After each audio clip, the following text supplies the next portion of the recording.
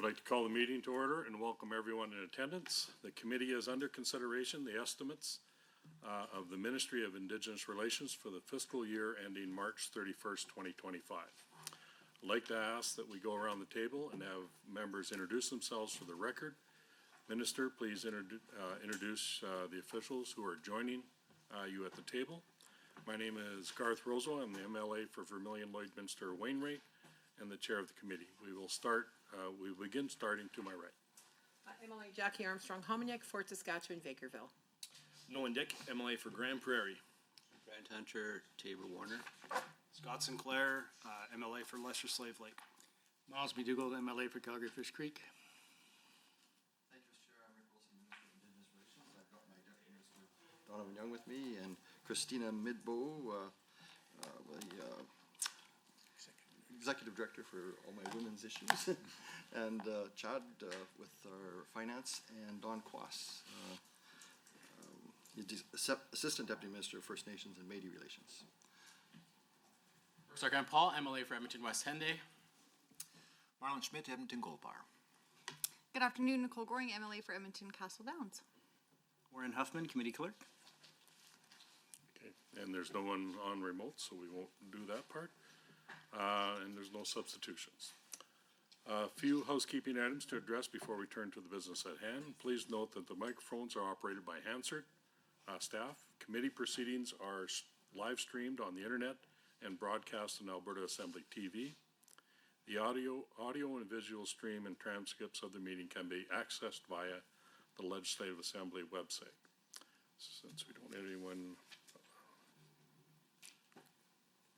on our remote or online, please set your cell phones and other devices to silent for the duration of the meeting. Speaking rotation, honorable members, the main estimates for the Ministry of Indigenous Relations shall be considered for 3 hours. Standing Order 59.01 sets out the process for considerations of the main estimates in legislative policy committees. Suborder 59.01 brackets sets out the speaking rotation for this meeting. The speaking rotation chart is available on the committee's internal website, and hard copies have been provided to the ministry officials at the table. For each segment of the meeting, blocks of speaking time will be combined only if both the minister and the member speaking agree.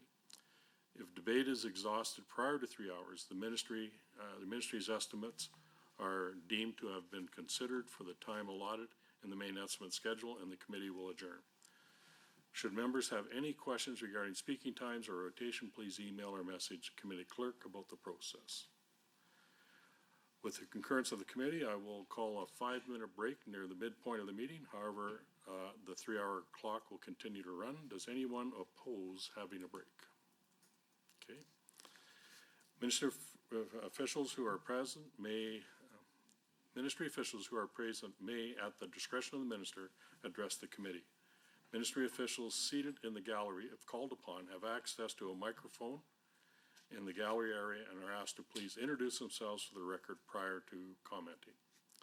Pages are available to deliver notes or order or other materials between the gallery and the table. Attendees in the gallery may not approach the table. Space permitting, opposition caucus staff may sit at the table to assist their members. However, members have a priority to sit at all times. Points of order will be dealt with as they arise, and individual speaking times will be paused. However, the block of speaking time and the overall 3-hour meeting clock will continue to run.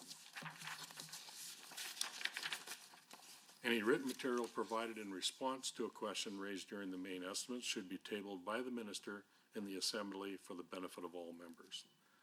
Finally, the committee should have the opportunity to hear both questions and answers without interruption during estimates debate.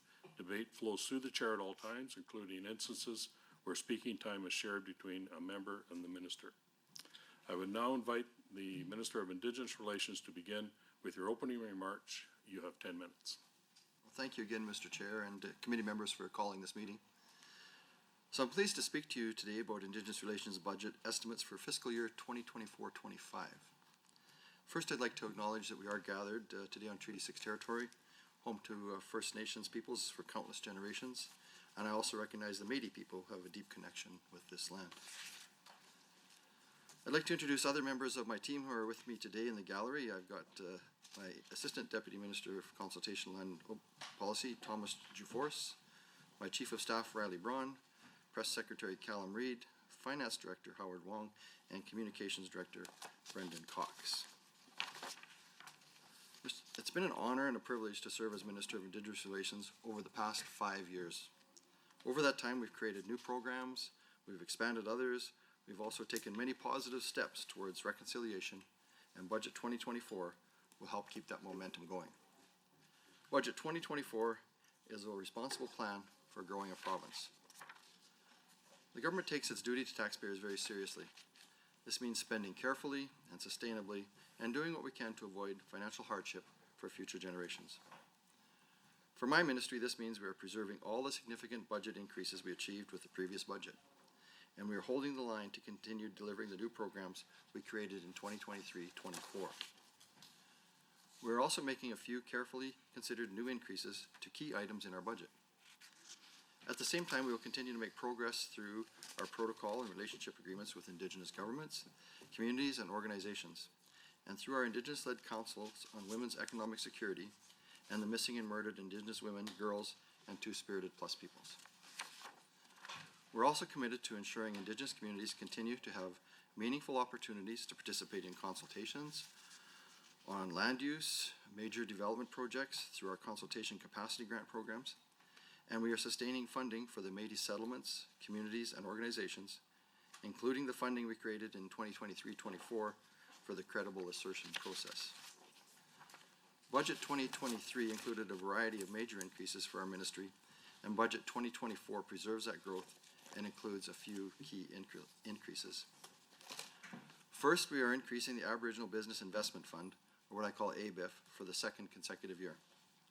This will double the fund over 2 years from $5 million in Budget 2022 to $10 million in Budget 2024, and we have good reason for that. Since 2014, ABIF has helped create more than 800 permanent jobs for Indigenous peoples in Alberta. The fund provides capital grants to community-owned businesses so they can construct new buildings and infrastructure and to buy the equipment they need to succeed.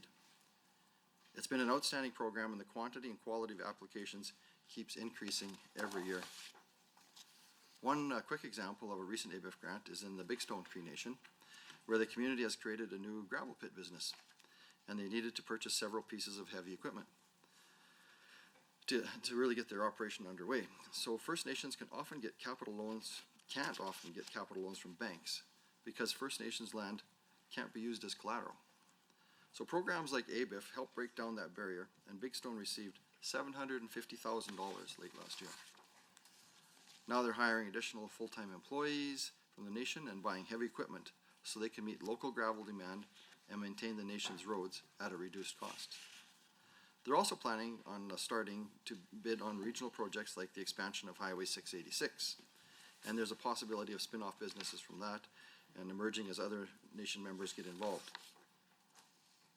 With another increase, the fund can help get more businesses off the ground and create even more jobs for people in Indigenous communities.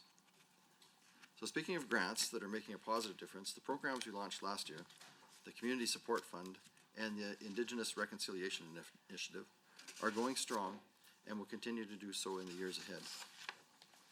The Community Support Fund is providing $4 million to support Indigenous-led initiatives that address violence and increase the safety and economic security of Indigenous women, girls, and Two-Spirited Plus people. The other program we created last year, the Indigenous Reconciliation Initiative, has a budget of $3.9 million annually to support Indigenous-led cultural and economic activities. It's been very well received by communities, and there's been a high demand, and it's already supported some wonderful projects. For example, we provided $100,000 to the Alexis Nakota Sioux Nation to support an excellent language conference last year. It was a joy for me to attend this event and see how much progress they're making in revitalizing their sacred language. Supporting initiatives that protect and celebrate diverse Indigenous cultural traditions and languages is an important part of reconciliation.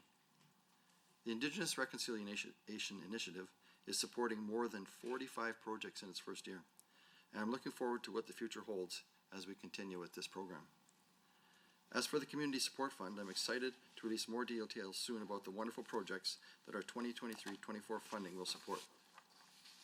Another thing I'm looking forward to is watching the evolution of the biggest initiative we created during my time here, the Alberta Indigenous Opportunities Corporation, also known as the AIOC.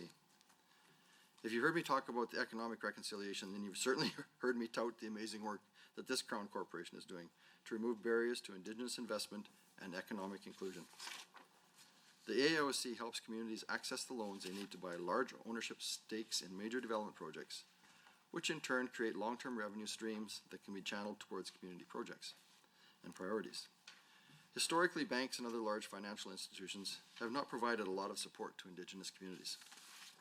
The AIOC is changing the game and making it easier for Indigenous communities to be major investors, and it's been extremely successful. Since we created the AIOC in 2019, it's provided more than $680 million in loan guarantees to 42 Indigenous communities in Alberta. It's even supported the largest investments of its kind in North American history. As part of a deal worth more than $1 billion, the AIOC provided a loan guarantee worth $250 million to 23 Indigenous communities, supporting them as major players in a massive pipeline deal. And things are just getting started. This fiscal year, we're increasing the AIOC's capacity to an unprecedented $3 billion. That's triple its capacity from just 1 year ago. It's also triple the capacity of Ontario's Aboriginal Loan Guarantee Program, one of the only ones similar initiatives in Canada. But for the AIOC to fully realize its potential, we recognize it needs more staff. That's why we've given the AIOC extra funding to hire 4 additional specialized employees with an increase of $650,000. The AIOC has built a small and mighty team of experts, but it needs to expand so it can work on multiple deals at once and support more complex projects in a variety of sectors. When looking at our overall budget, I can tell you our ministry is maintaining or increasing spending in all areas under control or our direct control. While our statement of operations, you may have seen, shows a decrease of about $10 million compared to last year, this is not due to any choices that we've made. It's a result of factors that are out of our control. The largest one being $8.9 million decrease in federal funding to our capital plan from the Investing Canada Infrastructure Program, or what we called ICIP. My ministry has worked hard to get all the federal funding available to us and out the door and into communities. As things stand, there's no more federal ICIP funding for my ministry, and all the projects Indigenous Relations has supported are either in progress or complete. The other primary factor affecting our statement of operations is a downward trend for the gaming revenue. Forecasts for the province gaming revenue came from Alberta Gaming, Liquor, and Cannabis, and they're based on consumer trends and behaviors, meaning they can change over relatively short periods of time. The downward trend for gaming revenue impacts the First Nations Development Fund, which I'll talk about later with the FNDF. And that's a significant part of Indigenous Relations budget. The FNDF is funded entirely by revenue from government-owned slot machines in First Nations casinos. When more people use the slot machines, the fund has more money to spend, and vice versa. So get out there and get gambling, and we'll pick her back up.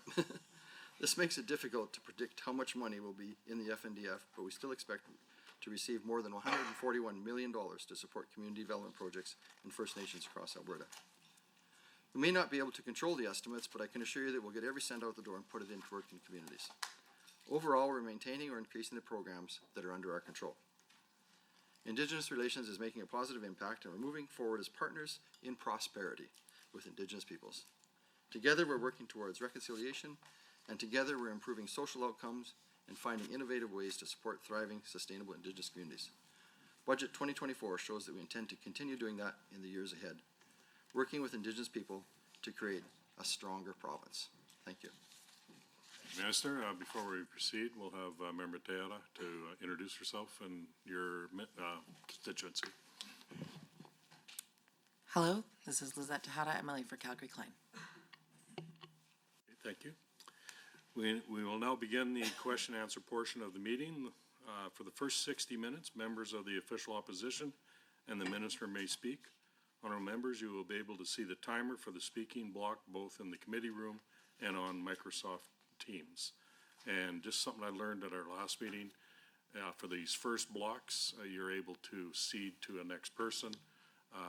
That changes, and I'll explain that when we get to the shorter time frames. And you're able to, so just keep it full. So you'll, so question to the member, which member's gonna speak first? Would you like to share time or combined time or block time? A share time, if the minister is open to that. Minister? Block time, thank you. Okay. The block of, down here, members, you have up to 10 minutes to ask questions, make comments to the minister. Once you have done so, minister will have up to 10 minutes to respond. So the 60-minute block, official open, that concludes, okay, go ahead, I'm sorry, go ahead. It's an honor to be here today. I just introduced myself in my language. I will produce the translation to the Hansard. I want to thank all of us for gathering here today on the territories of the Cree, Blackfoot, Nakota Sioux, Dene, Saulteaux, Haudenosaunee, and the traditional homelands of the Métis.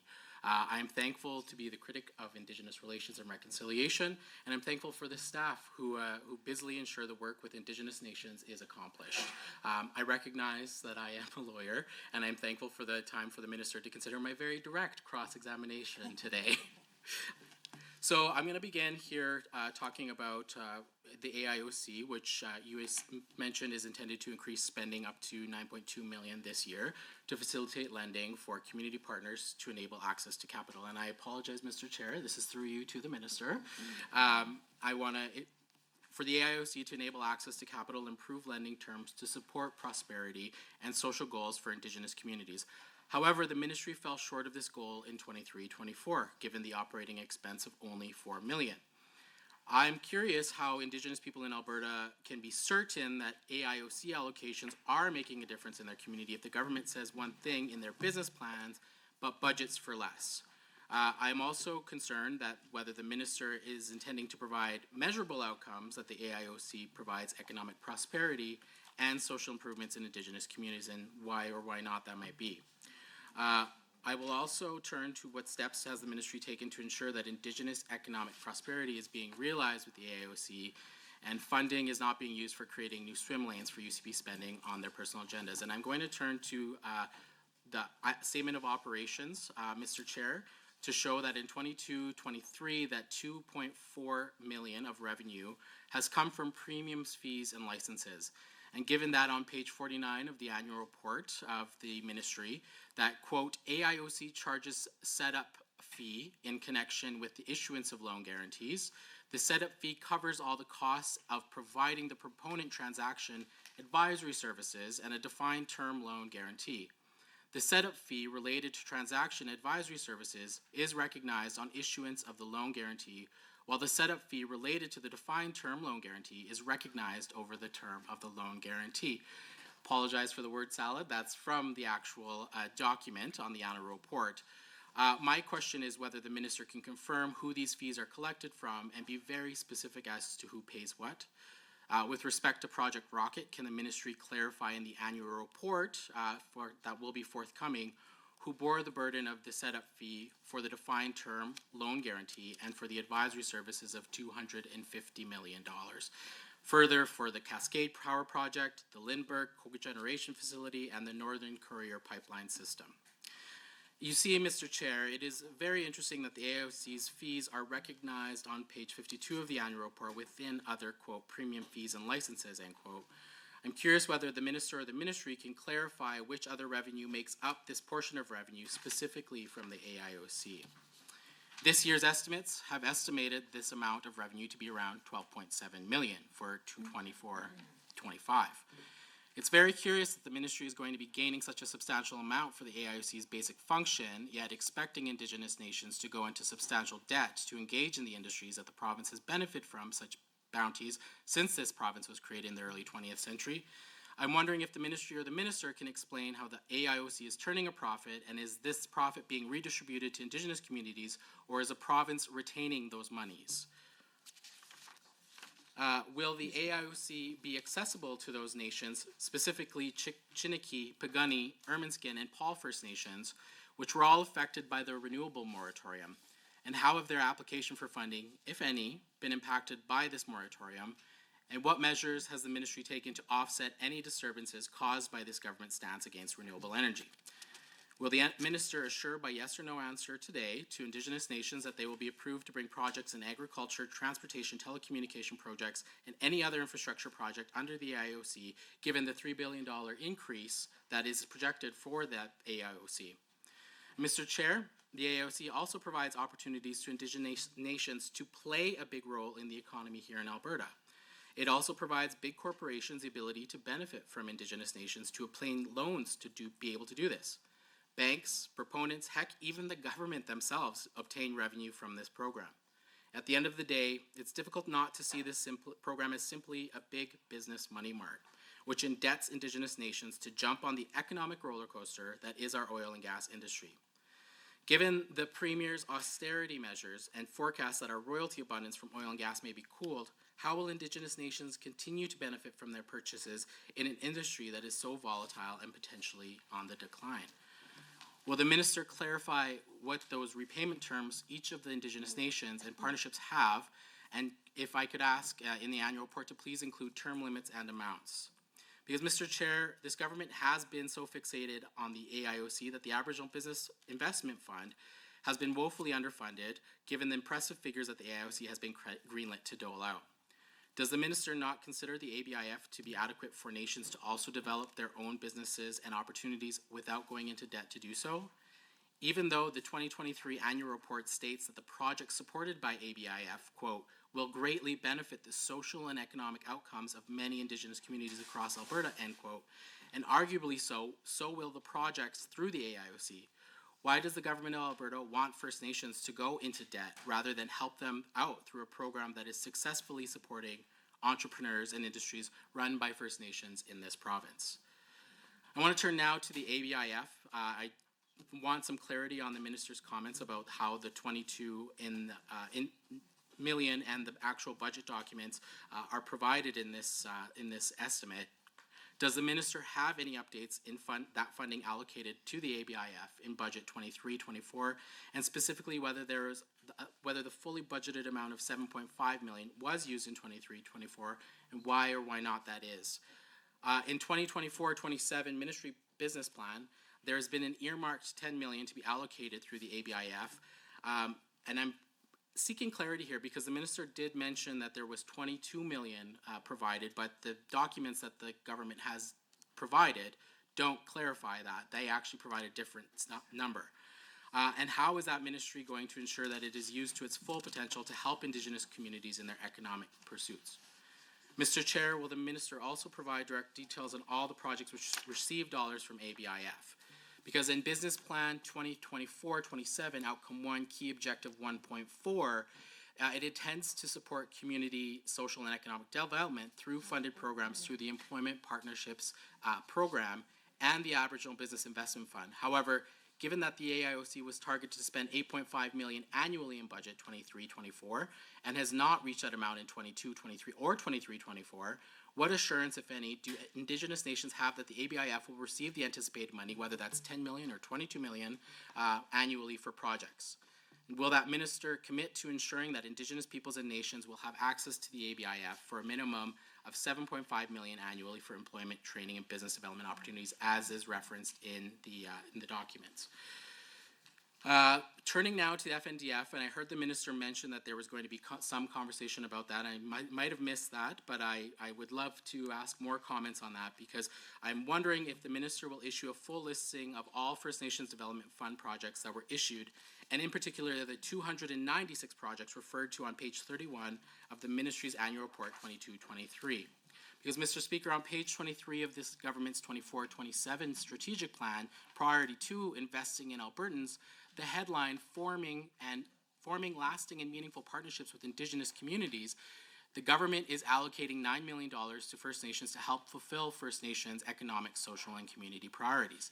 In Budget 23 and on page 23 of the 23-26 Government of Alberta Strategic Plan, it was anticipated that $146 million of the $250,000 million estimate for FNDF was going to be allocated to First Nations for that number, almost the entire figure.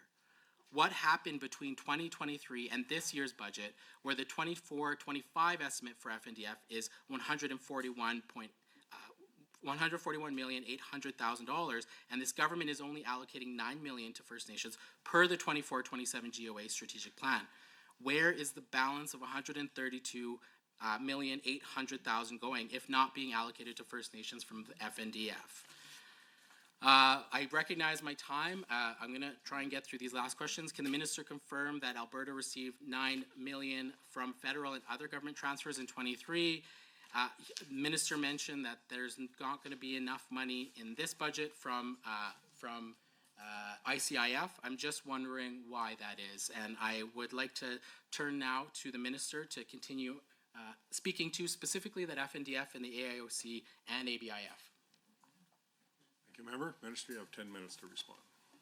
Thank you for your questions. I see we've gone through the reports carefully, and I appreciate that. We're proud of what we've done in our ministry. We've been working really hard to work with all of the communities to make sure that we're bringing everybody along with us as partners, what we call partners in prosperity. I get into the AIOC.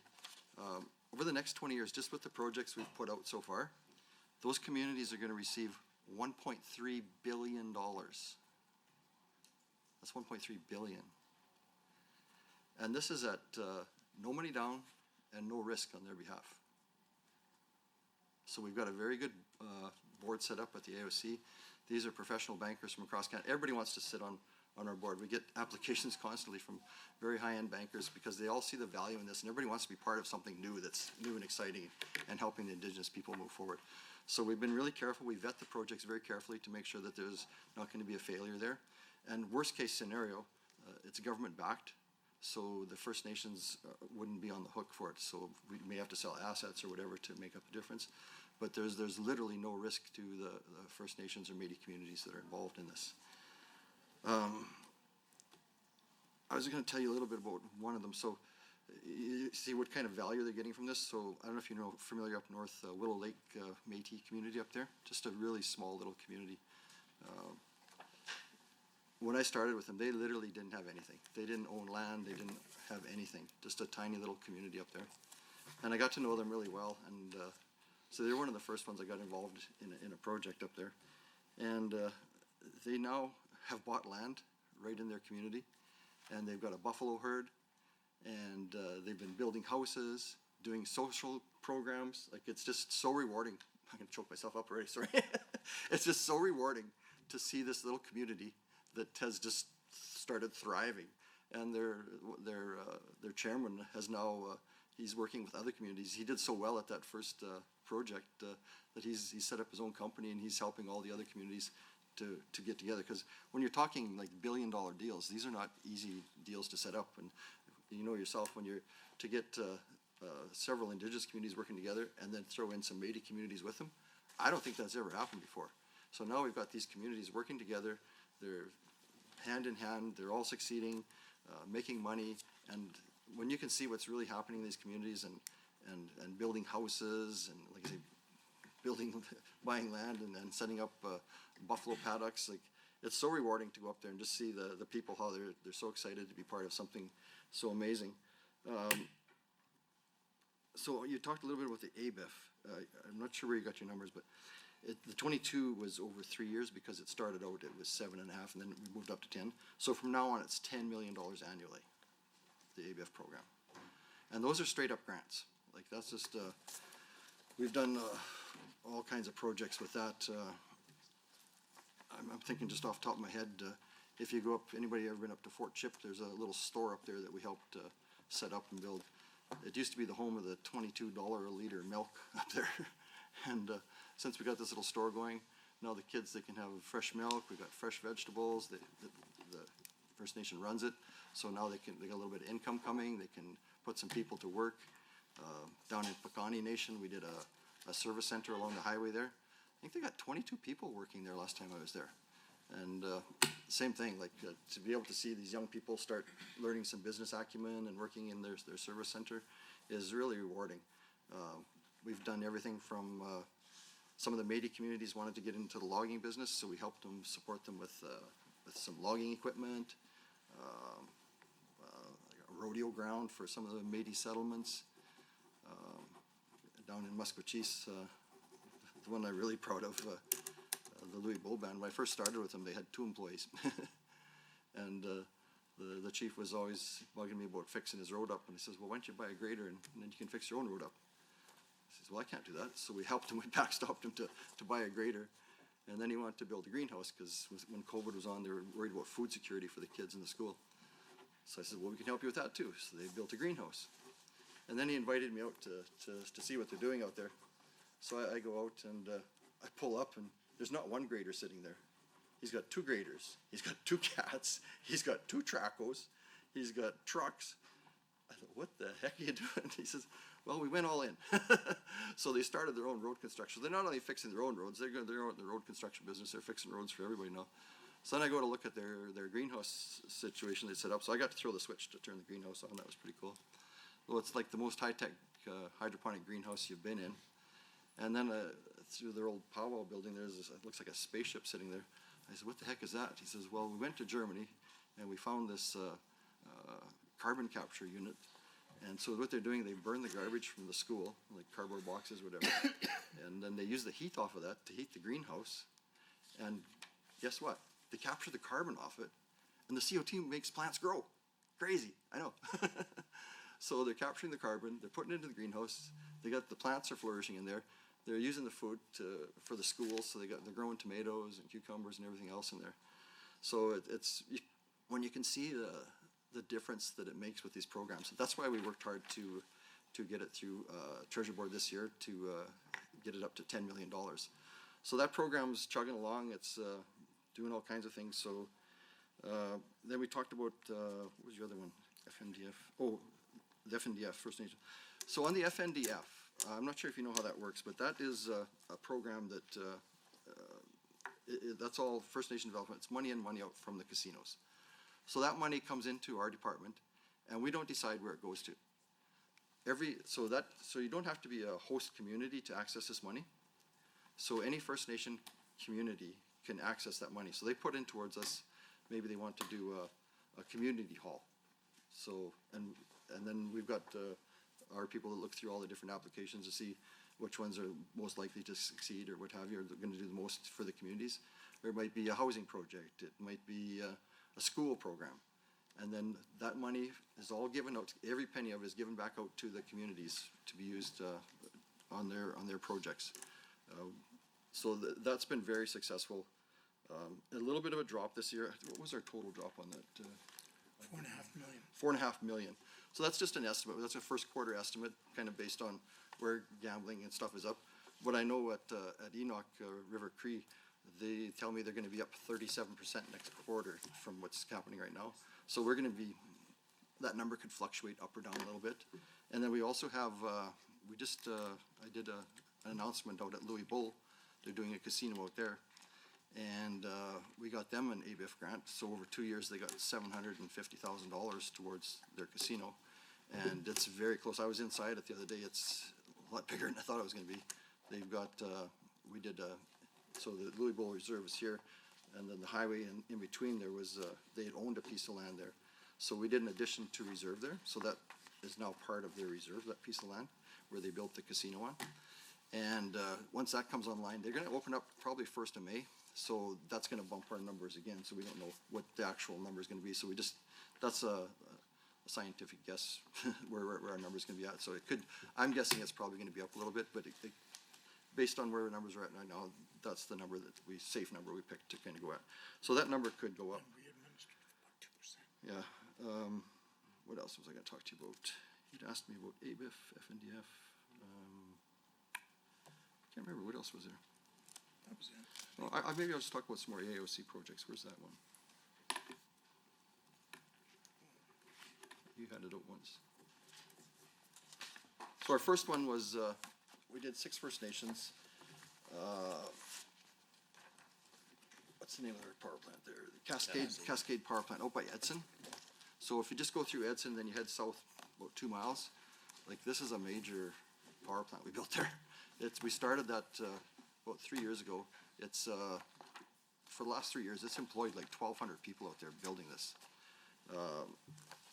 Mostly all First Nation people working there. We've got some of everybody. Alexis First Nation had all their equipment out there. They did all the groundwork.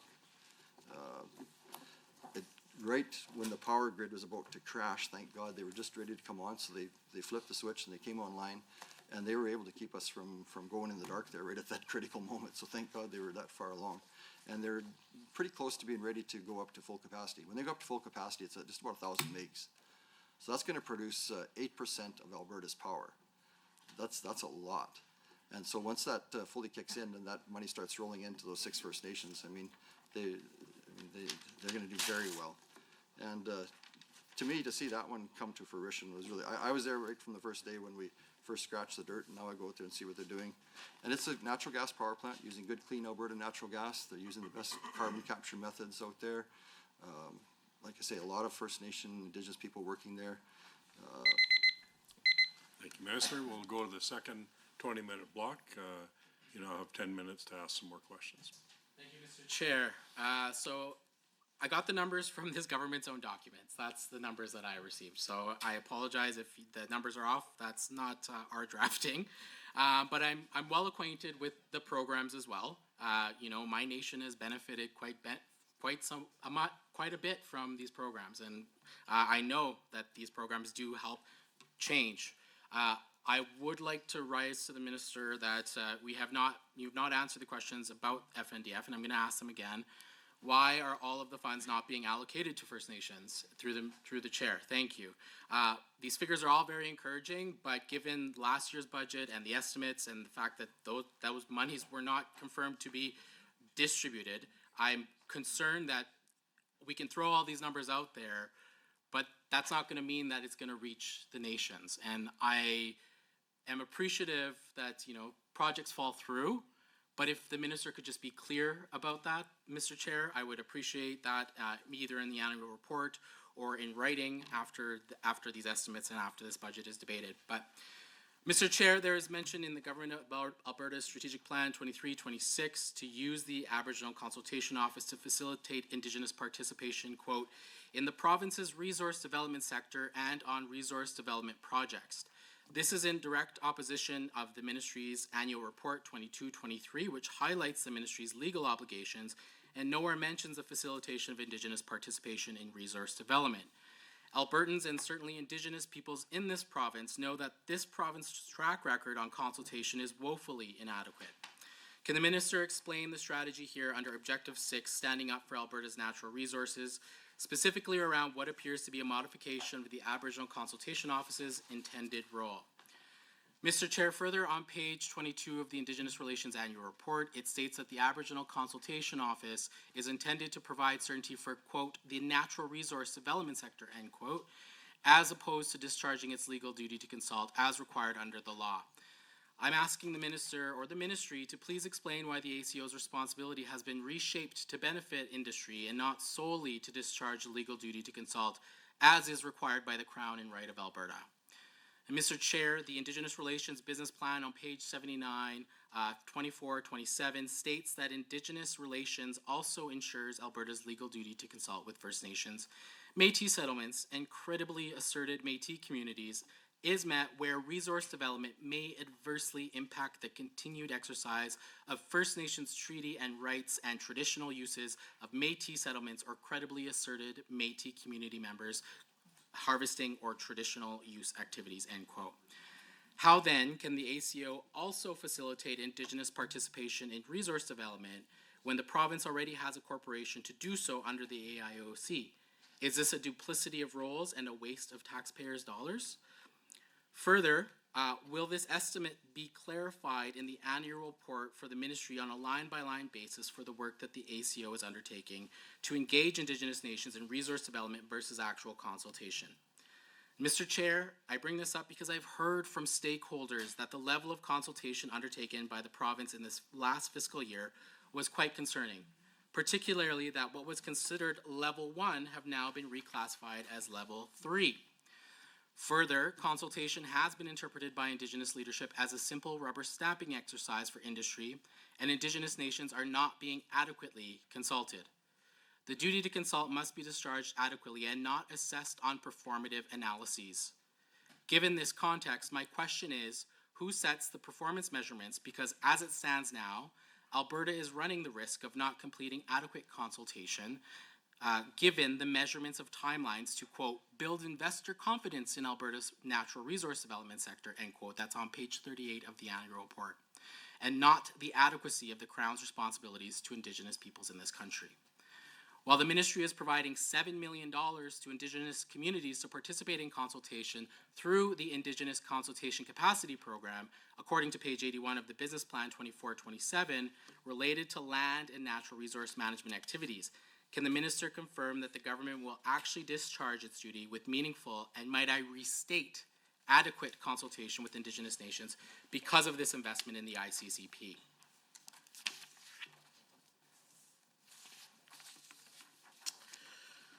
Business Plan 2326 and now Business Plan 2427 has reaffirmed a commitment to allocate $3.9 million to the Indigenous Reconciliation Initiative to support economic growth and projects that revitalize and enhance culture, traditions, and languages. However, does the minister realize the amount of Indigenous nations, Indigenous serving organizations, and urban Indigenous peoples this province has, and that $3.9 million alone cannot accomplish projects to respond to that many priorities areas for that many people? I note 22 projects, but there's a heck of a lot more organizations doing a lot of good work that need these dollars as well.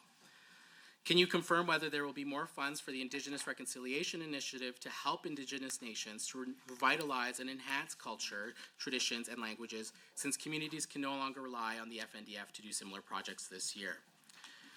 And also, Mr. Chair, the 2022-23 Indigenous Relations Annual Report has indicated 2 consultation guides for First Nations and Métis that were developed. I'm curious what the final cost for the development of these guides were, and if the minister would be able to provide that details either in writing or in the annual report. And have the information sessions as referenced on page 25 of the annual report 22-23 carried on in 23-24. In regards to consultation, I want to go back to the comments about the Indigenous Consultation Capacity Program and the woefully inadequacy of consultation. This is particularly concerning given that the ministry is delegated with the task of, quote, advocating for a streamlined federal Aboriginal consultation process that provides clear timelines and legal certainty for project proponents and Indigenous communities, end quote. Will the minister clarify what the duty to consult means to this ministry? Mr. Chair, the duty to consult, when properly discharged by the Crown and right of Alberta, provides assurance to industry and Indigenous nations, and therefore the ACO must focus solely on discharging its obligation on behalf of the Crown in right of Alberta, and not on facilitating Indigenous participation in resource development or solely providing legal certainty to project proponents, as the duty to consult is owed by the Crown to Indigenous nations. And further to this, I've heard from stakeholders that the geodata mapping project has been cut significantly, and some Indigenous nations have now been waiting upwards of 10 years for their territories to be recognized by the government of Alberta. Put in other words, work that was started under a strong New Democrat government has simply fallen to the wayside under subsequent UCP governments, and especially under the minister's tenure. Can you confirm how many staff in your ministry are committed to the work of geodata collection, Minister, through the chair? And will this government be allocating adequate funds to ensure that the nations I mentioned earlier are no longer waiting, despite the minister's own assurances that these will be done as recently as 2 years ago? Will the government clarify which Métis groups are going through the Métis credible assertion process of the 14 identified that are going through this process on page 41 of the annual report? And will the government provide any further monetary assistance to Métis groups that are seeking to be recognized under Métis credible assertion process, aside from those already mentioned by the minister, Mr. Chair? Mr. Chair, the long-term governance and funding arrangement agreement with the Métis expired March 31st, 2023. I'm curious whether the minister renewed this agreement in 23-24, or does he have plans to engage in those discussions? And if so, is there a specific budget item in these estimates that relate to that potential extension or renewal? And has there been any updates on the renewed funding for dedicated RCMP operations on the settlements? Are there any specific line items for us to be aware of? Or are there any plans to engage in anything similar on First Nations? Because we know that crime in First Nations is a concern, and leadership has been asking for this for a very long time. Now, Mr. Chair, with the time remaining, I'm going to be asking about Indigenous women's initiatives. In the annual report 22-23, 1.2 million of the 2.1 million allocated for Indigenous women's initiatives, that's on page 28 of that report, in the 22-23 budget was doled out in 11 grants. However, it is unclear as to whether the balance of $900,000 went. Can you please confirm where the balance of that budget went, if not directly to organizations carrying out the work of this objective? Given that budget 23-24 was $7.3 million for Indigenous women's initiatives, and this year it is estimated to be elevated to $7.7 million, can you please indicate what gave rise to this estimate over the last year? And now finally, Mr. Chair, I'd like to ask now about questions related to reconciliation, particularly around the cross-government action toward reconciliation, objective outcome 2, key objective 2.3 of the business plan 23-26. With respect to the lovely reconciliation garden, which I received an invite to the day before the unveiling. Sorry, Minister, I wasn't able to make it. But can you please provide us with how much money went to that total project cost? Thank you, Mr. Chair. Thank you. Before you respond, Minister, you're mentioning the annual report a lot and kind of historical stuff. I'd just like you in the future just to tie it more closely to these estimates, and tie them together, okay? All right, Minister, you can respond. Much, and thank you again for your close detail to the budget there. So I'll talk about the FNDF first. I already talked a little bit about the Louis Bowl Casino and how that's moving along. Some of the other projects, Alexander, you probably know about, of course. They received $276,605 for assistance with the Mio Mahaiwan job training program. That's for 23-24. Cold Lake First Nations received $800,000 to renovate the band-owned residences. Alexis Nakota Sioux received $2,173,000 to construct non-gaming portions of the Eagle River Casino and the development of a travel plaza. Beaver First Nation received $243,389,000 to support the development of commercial agriculture with the purchase of heavy equipment. Loon River First Nation received $318,149 to renovate 10 units of community housing. Siksika Nation received $400,000 to support the Siksika Nation Fair and annual cultural celebration and community building event. So there's been a lot of projects rolling out through that. I'm not sure how many altogether. Any idea? Hundreds? Hundreds. Yeah, and as I said, those are driven by the First Nations. We don't come up with the projects. They come up with the projects, ask us to participate and help them out, and that's what we do. What do I want to say? So here we go. So the revenue is allocated based on the funding formula. So 15% to the host casino operator, 15% to the host First Nation charity, 30% to the general revenue fund, 30% to the host First Nations, and 10% to the non-host First Nations. So in 2023, it was $145 million. 2% goes towards administration. Am I right on that? Yeah. So that's how money breaks down. So all the money comes in, all goes back out, except for 2%, which is used to do the administration work on it. The ACO. So this is a big part of what we do, the consultation department. I think last year we did over 10,000 consultations. So without the consultations, the province pretty much shuts down, because that's what drives everything from logging to oil field to mining. And everything takes different times. So if it's just like a seismic truck coming in where it's not really disturbing anything, that's kind of a level one. So they do a basic consultation, and the First Nation or Métis community will have their people go out and look. If there's something that might be disturbed, if they think it's in a sensitive area, they might take some elders out to see if there's some graves or a berry patch or whatever, right? So all that's taken into consideration. So that is between them and whoever the proponent is of doing the work, and we make sure that they meet their duty for doing that. So there's a difference between the duty to consult and engagement. So there is a legal duty to consult on those type of things where we're going to be doing disturbing. A lot of people call everything consultation, but it's a lot of the things where they're talking consultation is actually not real. The legal obligation to consultation, but engagement. So we have to be clear that there's two different things. The Supreme Court has decided what we have to do for our consultation, and we watch that very closely. We've got our team member here that's his job to maintain that we're doing everything properly. Each community gets $110,000. I think there's only, is it Loon River, I think, that doesn't, Swan River is the only community that doesn't take that. So every other community accepts that, and then we have a whole, for the Métis groups, there's what they have to go through, what they call credible assertion. Now, again, that was decided by the Supreme Court as to how whether they get that or not. We've got a department that works very closely with them to make sure that they get all of their information together. They have to prove that they have been in the area, so it might be everything from getting birth certificates from people or, church records that a group was in that area for a long time. So all these things are taken into consideration and they go through a process, and it can take quite a time to get all that information gathered, and then the decision is made whether they get what they call credible assertion or not. And once they reach credible assertion, that means that, say, if a company comes into the area, and you talk about the geo mapping, which is really streamlining things, because now a lot of them overlap. So you've got this giant map of Alberta, and it could be, say from my area, Ermineskin has a geo map that goes all the way out to Hetton and Edson, where it used to be their traditional territory for hunting. So before anything happens in that area, because of our mapping, we've decided, okay, that's within their boundaries, so they get the ability to be consulted with. And so every First Nation out there has one of these geo maps, and their traditional territory has been decided as to where they have to be consulted if something's happening in their area. So we're very careful to make sure that each community is consulted properly, and we do a very thorough job to make sure that happens.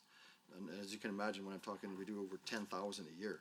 There's a lot of people out in the field working to make sure that all of this consultation is moving along properly. And we take that very seriously. We've never lost a court challenge, so we must be doing it right. Not like BC does things a little different, where they don't have treaties, and that's why they sometimes get challenged. But what we do in our department is very thorough to make sure that the consultation is done properly. And we've got some great people in there that are working on that. What else do I want to talk to you about there? So we've got, so that funding's in place now. We've got a 3-year agreement with all of the First Nations on that 110,000. And that will be reviewed as we go along. There may be need for increases if there's more projects going forward or that type of thing. So that's what we're doing on that one. What is this? Reconciliation Initiative. Reconciliation.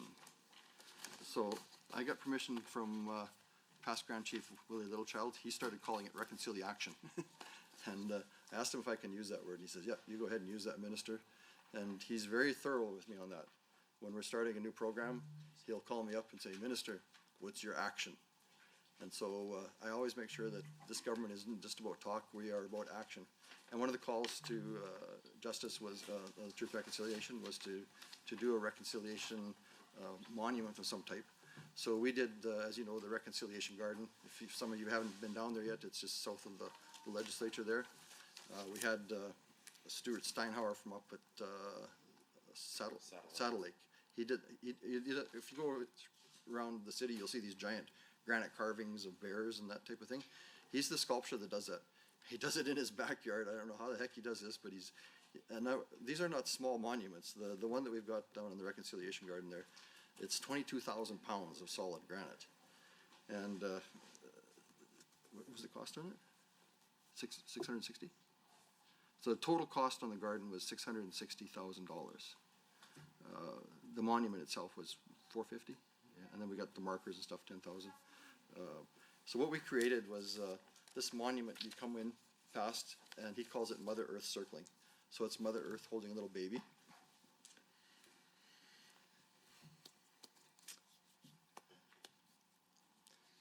Sorry.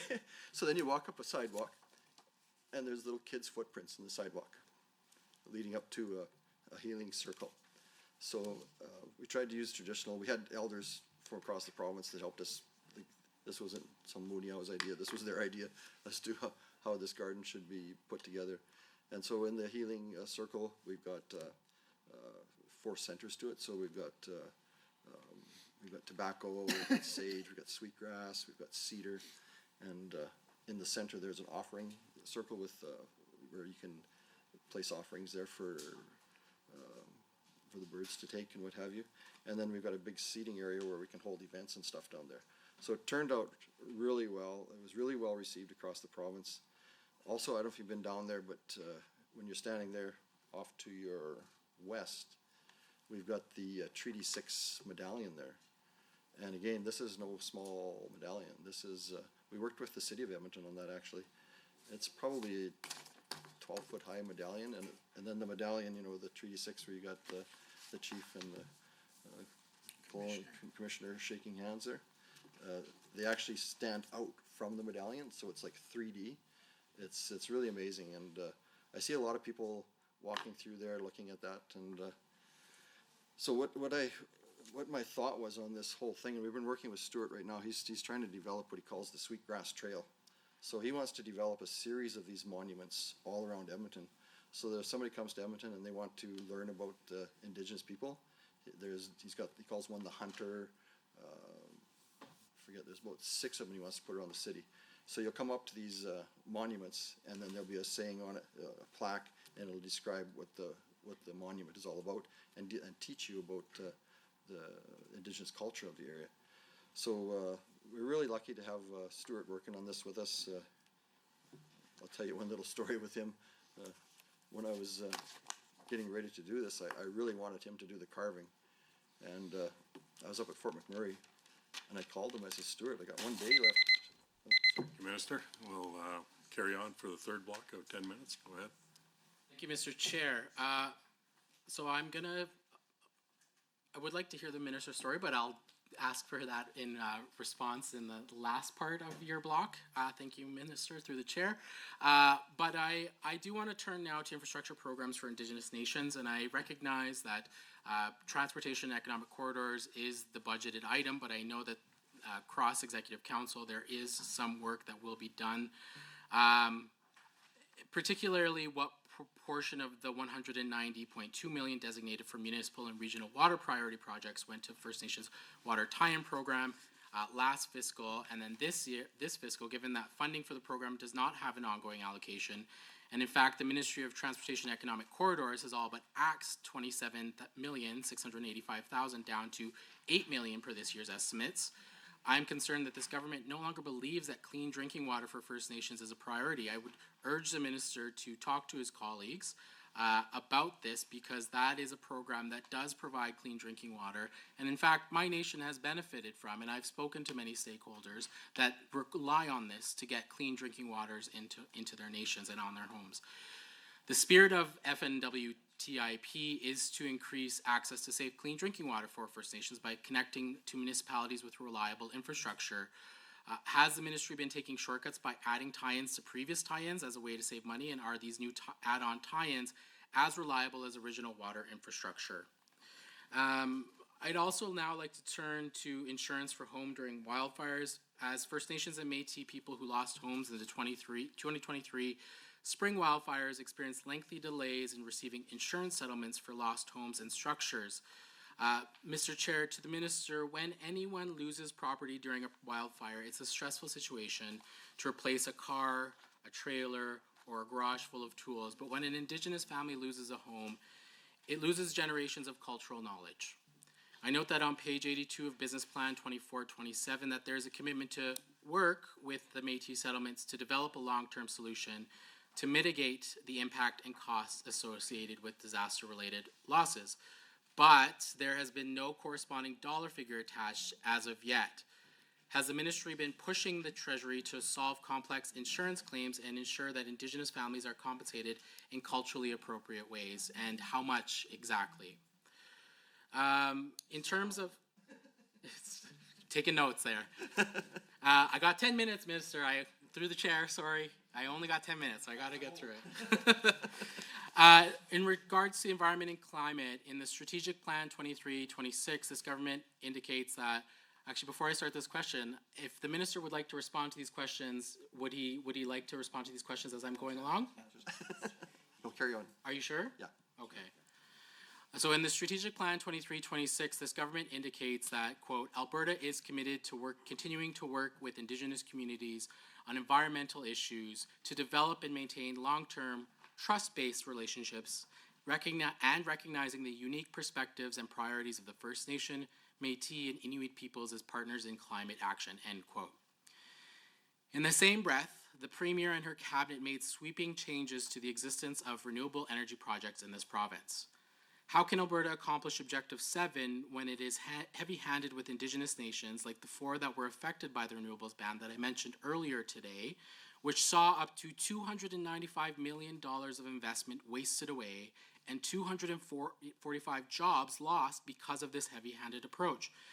Mr. Chair, does the minister have a plan to rectify the relationship with Chiniki Solar, Archer Pagani Solar, Ermineskin Cree Nation Solar, and PBC Paul Band Solar for their business losses to continue their work in addressing climate change? Mr. Chair, Objective 7 of the strategic plan also suggests this government will proactively engage and partner with Indigenous communities on many different strategies, including the Water for Life strategy, which includes, quote, secure drinking water supply, healthy aquatic ecosystems, and reliable quality water supplies for a sustainable economy, end quote. Why then will the minister not listen to the Athabasca Chippewa First Nation or the Mikisew Cree First Nation, who have reliably raised concerns about their aquifers in northern Alberta? I'm turning now to culture, and I note that the minister also has a cross-portfolio responsibility here. And given that the minister is tasked with leading cross-government actions, Mr. Chair, toward reconciliation in culture, can you please clarify what projects under the Community Initiatives Program $20,375,000 went to projects focused on reconciliation and or directly to Indigenous peoples or nations? Further, given that the capital grant from the federal government through Investing in Canada Infrastructure, Community, Culture and Recreation totaled $32,668,000 in budget 22-23, how much was allocated to Indigenous peoples or nations for cultural projects? And is there anticipated investment in this year's budget? And if we could please list each project for 22-23. And Mr. Chair, I know you don't want me to go back to the annual report. So I'm not going to, because I'm taking your advice, even though we are allowed to rely on the annual report. That is a document that is prepared by the ministry. It is evidence that I could rely on, but I just wanted to put that on the record that we are allowed to rely on that. In that regard, I want to turn again to the Indigenous Women's Initiatives, which unfortunately the ministry, I know I was throwing a lot at you, but this is something that I'm curious about. Almost $1 million is not accounted for between 22-23. In particular, the figure that was allocated, $2.1 million for Indigenous Women's Initiatives, only $1.2 million was doled out in grants. Was that to the actual councils that you have, the First Nations Women Council and the Métis Women's Council? I'm really curious to really follow that question up. Mr. Chair, I'd also now like to ask questions related to reconciliation again, because I feel like we got the garden, we got a lot of really good information and almost a full story from the minister about the development of the beautiful monument. But Mr. Chair, I'd now like to ask questions related to reconciliation, particularly the government's, quote, cross-government action towards reconciliation in Outcome 2, Key Objective 2.3 of Business Plan 2326, page 70, which states that the government, quote, collaborate with other provincial government ministries to provide expert advice and support to develop policies, programs, initiatives, and services that reflect Indigenous perspectives and advance reconciliation. In particular, the priority areas such as, quote, economic community development, culture, language, health, and families, as well as in its leadership role with Jordan's Principle. I'm curious how much the launch of the website, as referenced in Annual Report 22-23 and page 35, and that'll be my only mention, Mr. Chair. Can the minister elaborate further on what expert advice that this government has committed to on reconciliation, but also in terms of children and family services in light of the recent Supreme Court of Canada's decision in reference Reenact respecting First Nations, Inuit, and Métis children, youth, and families? I'm curious, and this is personal curiosity, just given my experience as a lawyer, how much did the government spend, whether in dollars or in staff hours, on the reference case just mentioned?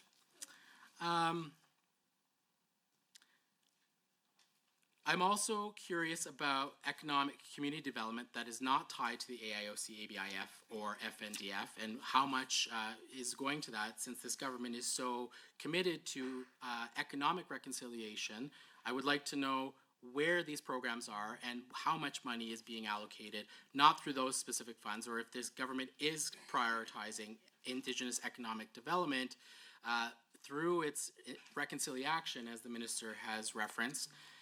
I'd also like to know how this government has further expanded its leadership in Jordan's Principle, particularly if there's been no budget for said leadership in this budget or last year's budget.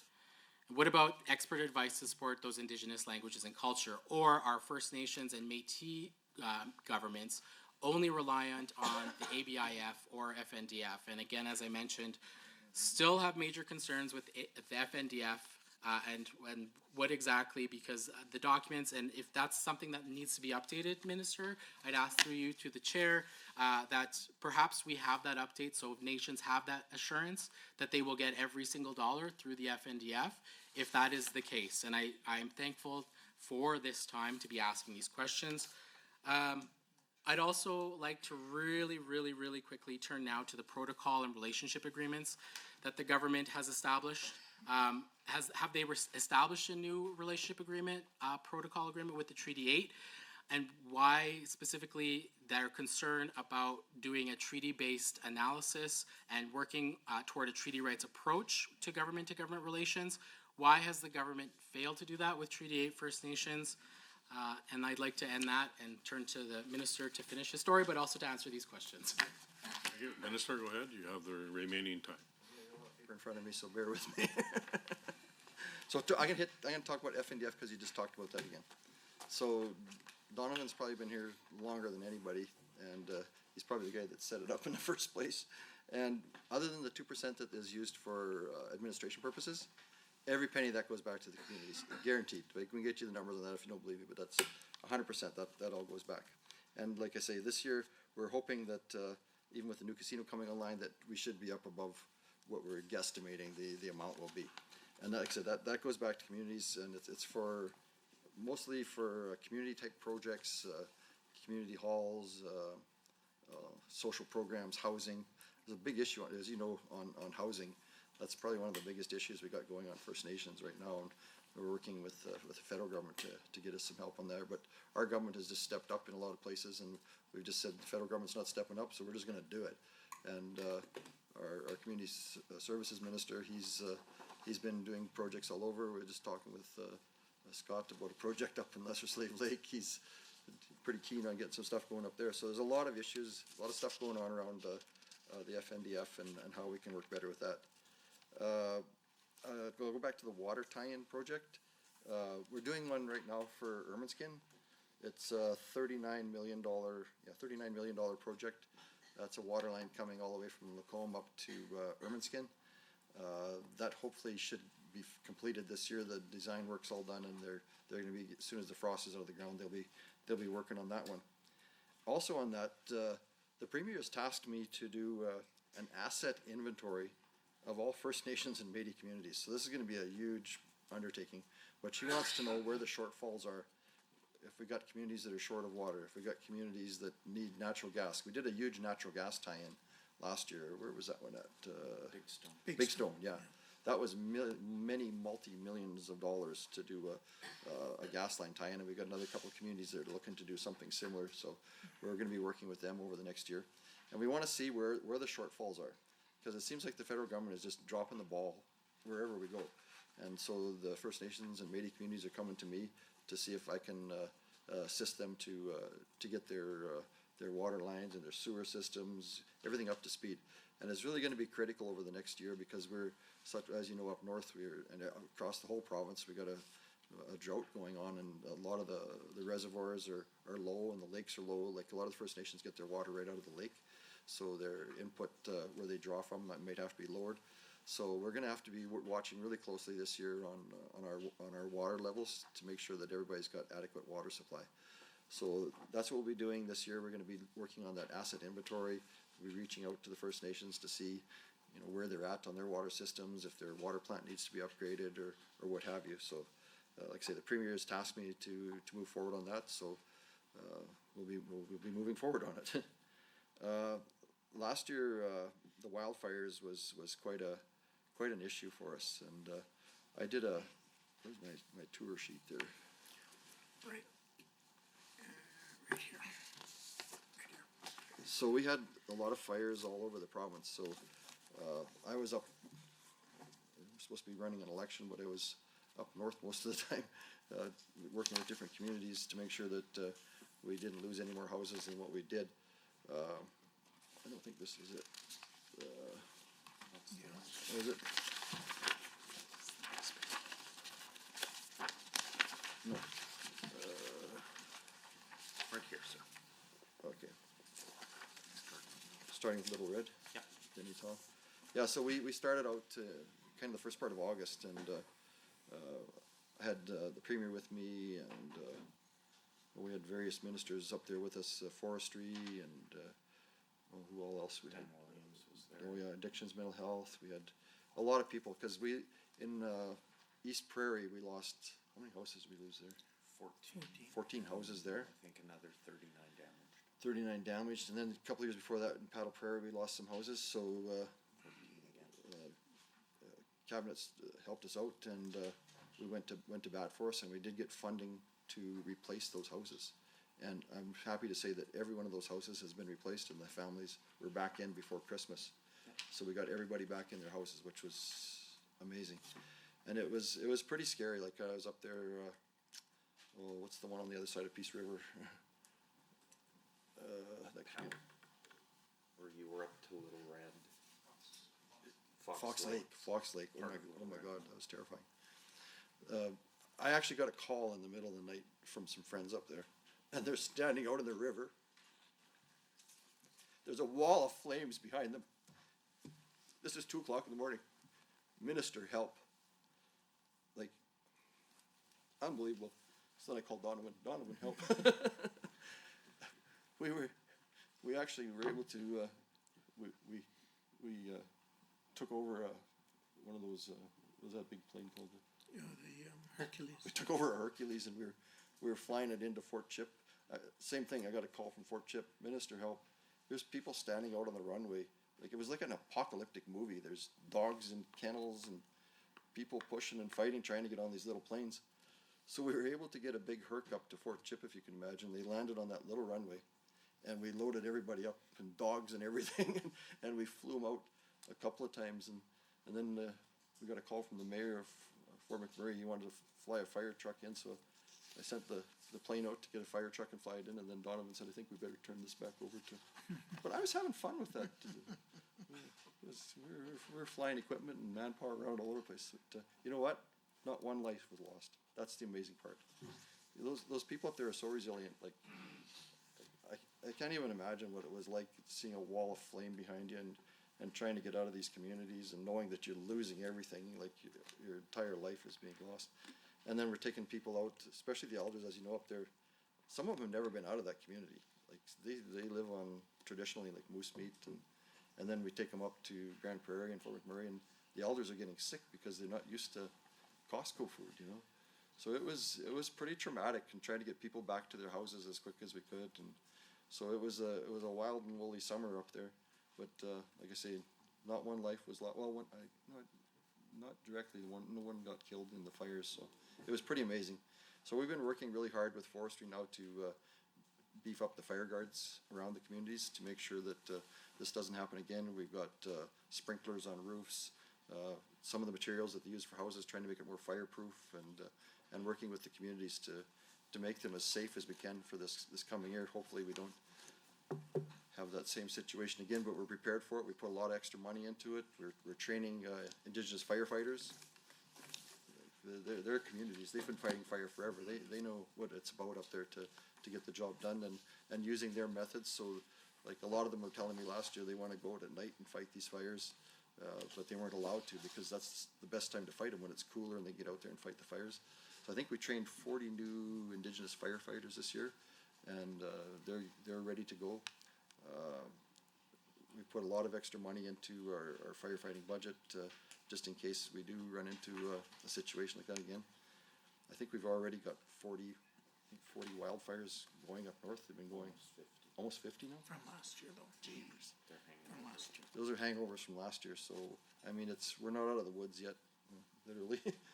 But we are working hard with the communities, and the communities have been really responsive on making sure that our fire guards are big enough and back far enough, and cleaning up around the houses, keeping the grass cut, and so that if a fire does come through, we can control it better. And working with transportation, we've got a couple of communities that we're working on new roads and new highways up north, so that instead of just like what happened in Fort McMurray, you got one road in and one road out.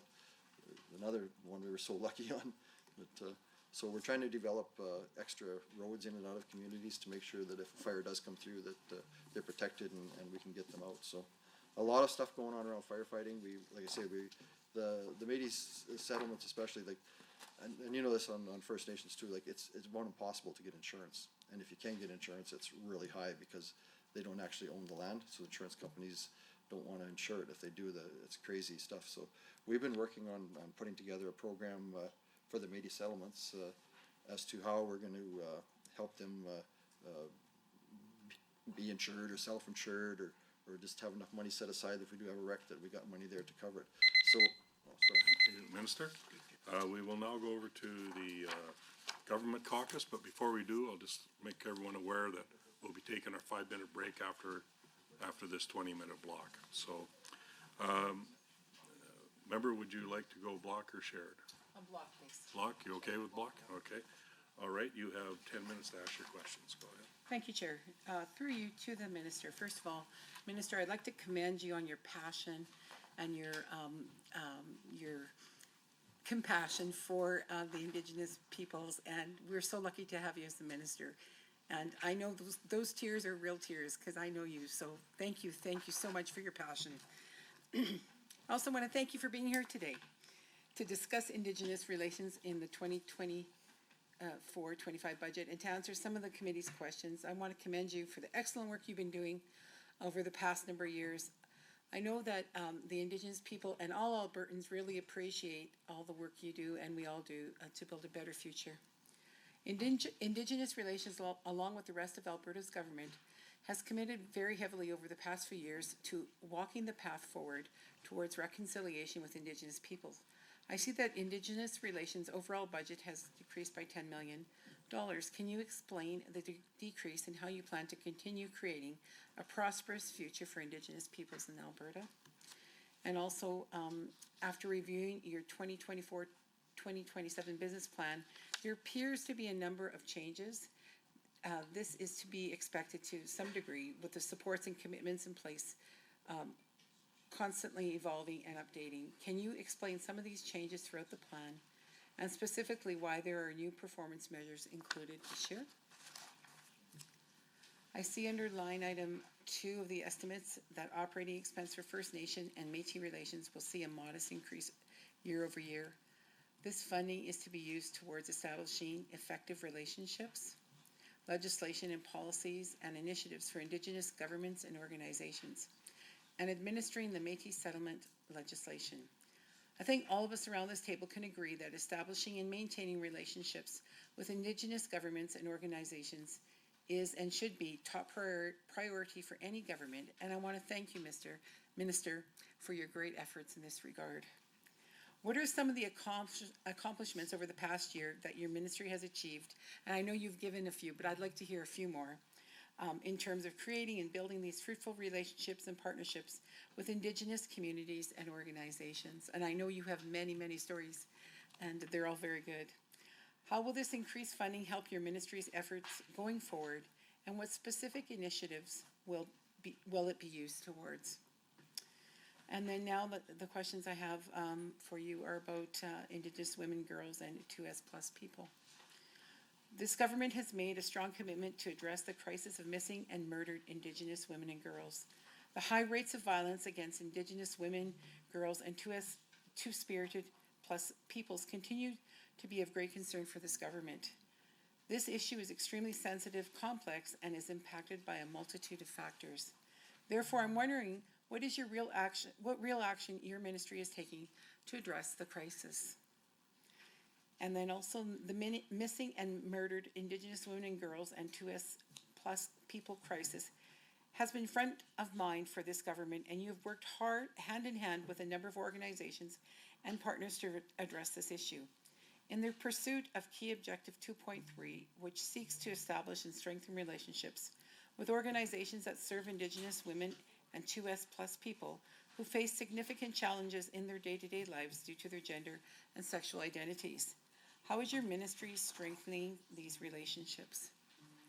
And Mr. Chair, if it's all right with you, I'd like to cede the rest of my time to my colleague, MLA Sinclair. Thank you, Mr. Chair. Thank you to my colleague, MLA Hominiuk. And thank you, everybody, for being here today. And thank you, Minister Wilson and all of your staff. I know I try to tell you every time I see you, and everywhere I go, I try to remind anybody else that it's an honor to serve with you. And I always say I try not to look at Minister Wilson because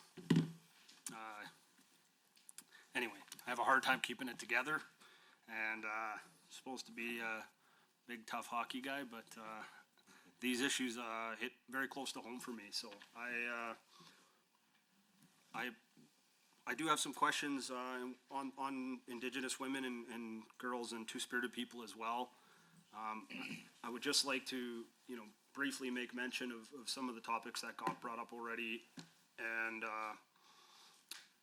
one of them, I have the utmost respect, and I just wanted it on the record for my fellow Indigenous colleague who's here in the room today, member Arcan Paul, as well as, she's not in the room today because I believe she's running for leadership, but MLA Stonehouse Calahoo, because in a really unique and bipartisan fashion, we now do land acknowledgements inside of the chamber once a week. And I made a very passionate plea to caucus, my own colleagues, about the importance of this and how it means different things to different people, including my own and Indigenous leaders.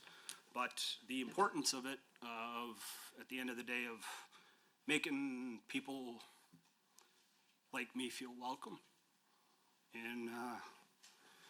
in rooms and worlds where that was not always the case. And I would just like to say thank you to both of you. And just so everybody understands, these impacts are real, and the work you're doing is commendable, and I'm happy to stand behind you and support you wholeheartedly. I have some other comments, but I'll reserve them for where it's more appropriate, I think, to the line of questioning. And I just like to say, when we're keeping this extremely serious issue in mind, which is both complex and sensitive, I'd like to turn our attention to the Premier's Council on Missing and Murdered Indigenous Women and Girls, as detailed on page 82 of the business plan.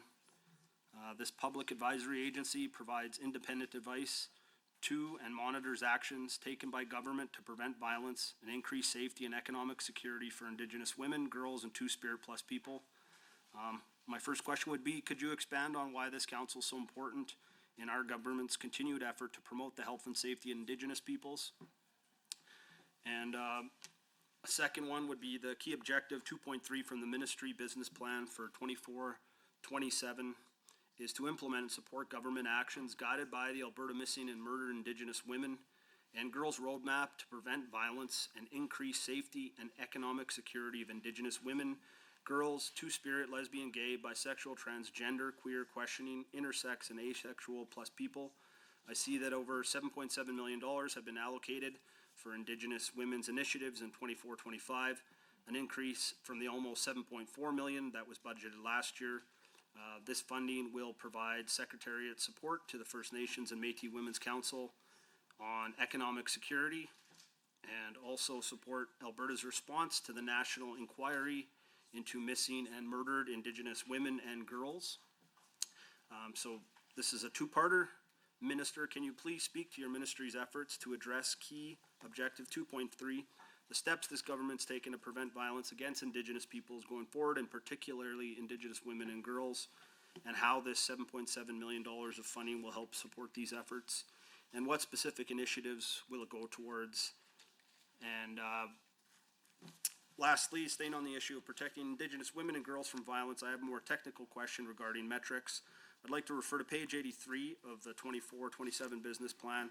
Performance measure 2A is the number of initiatives funded that address violence and increase safety and economic security of Indigenous women, girls, and Two-Spirit Plus people.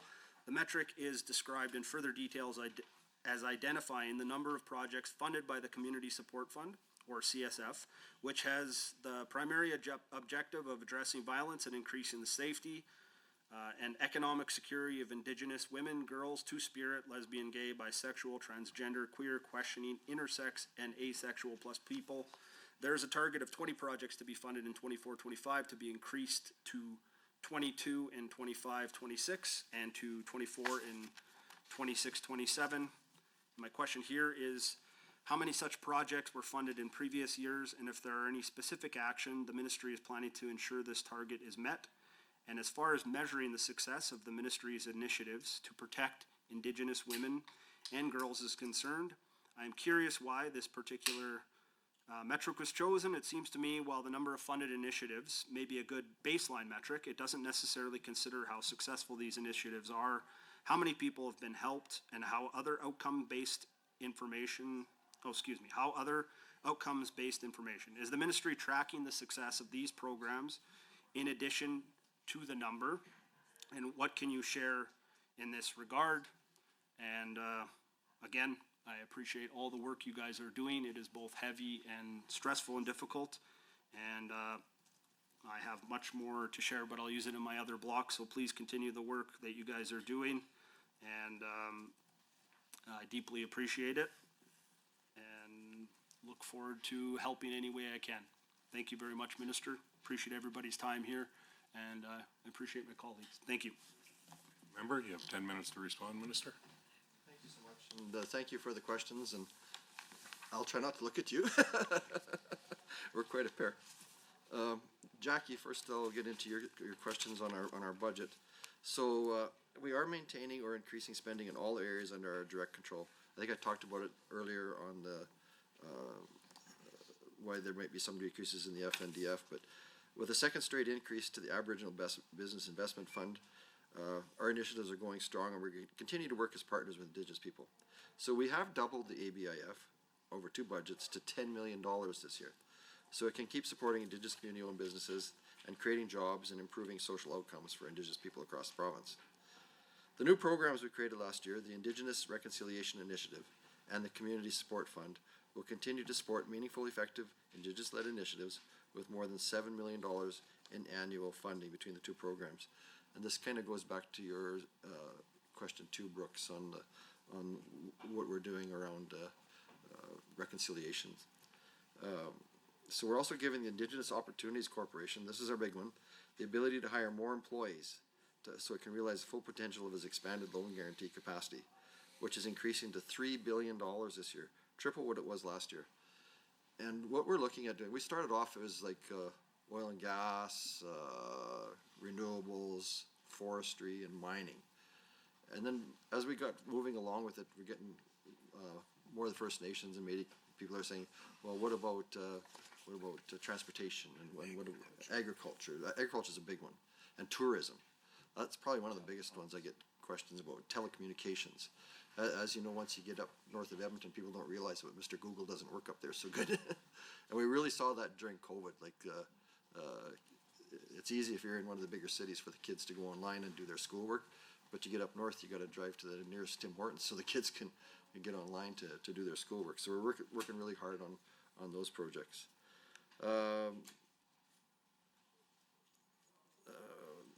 So on budget 24, we sustained funding across our ministry to continue the important work we're doing with various things. We're going to talk about the protocol and our relationship agreements with the Indigenous consultation capacity programs, and of course the work that Christina does with First Nations and Métis Women's Council on Economic Security, and a range of support for Métis settlements, organizations, and communities. So we have signed protocol agreements with the Métis settlements, with the Premier, and we'll be meeting with them again this spring. We got some really good agreements going with them there. We're helping them out with the RCMP. We're helping them with their office management, consultation. We've done a lot of work with the Métis settlements, and a great group of people to work with It's really rewarding working with them to see how they're starting to grow, and they did their first AIOC project, and all of a sudden now they're believers.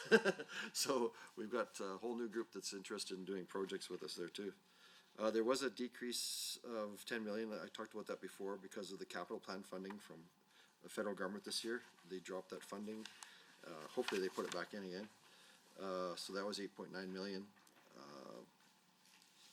Decreases are partially offset by the following increases. So we did a $2.5 million increase to the ABF to boost the program from, that was the 7.5 we were talking about earlier, to $10 million annually. An $800,000 increase for public sector compensation, and $650,000 increase to the Alberta Indigenous Opportunities Corporation to hire more employees, mainly because we're vetting so many projects right now.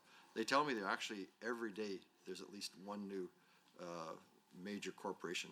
Like my office is kind of fun. It's like the Dragon's Den. We got all these major corporations coming in and pitching their programs. So we kind of do the pre-vetting and then send them on. And there's so many projects that people are coming to Alberta with because this isn't happening anywhere else. Like I was out in Ottawa they brought all of us Indigenous ministers out there, and I brought Chief Potter with me and Dave Lamouche from the Métis Settlements president, and Donovan, of course. And when we get talking with the other ministers, Alberta does more on reconciliation and missing murdered Indigenous women, because I was finding out, just especially for a conference with Christina about that, than all the other provinces combined and territories. If you combine what everybody else is putting into it, Alberta does more than everybody else combined.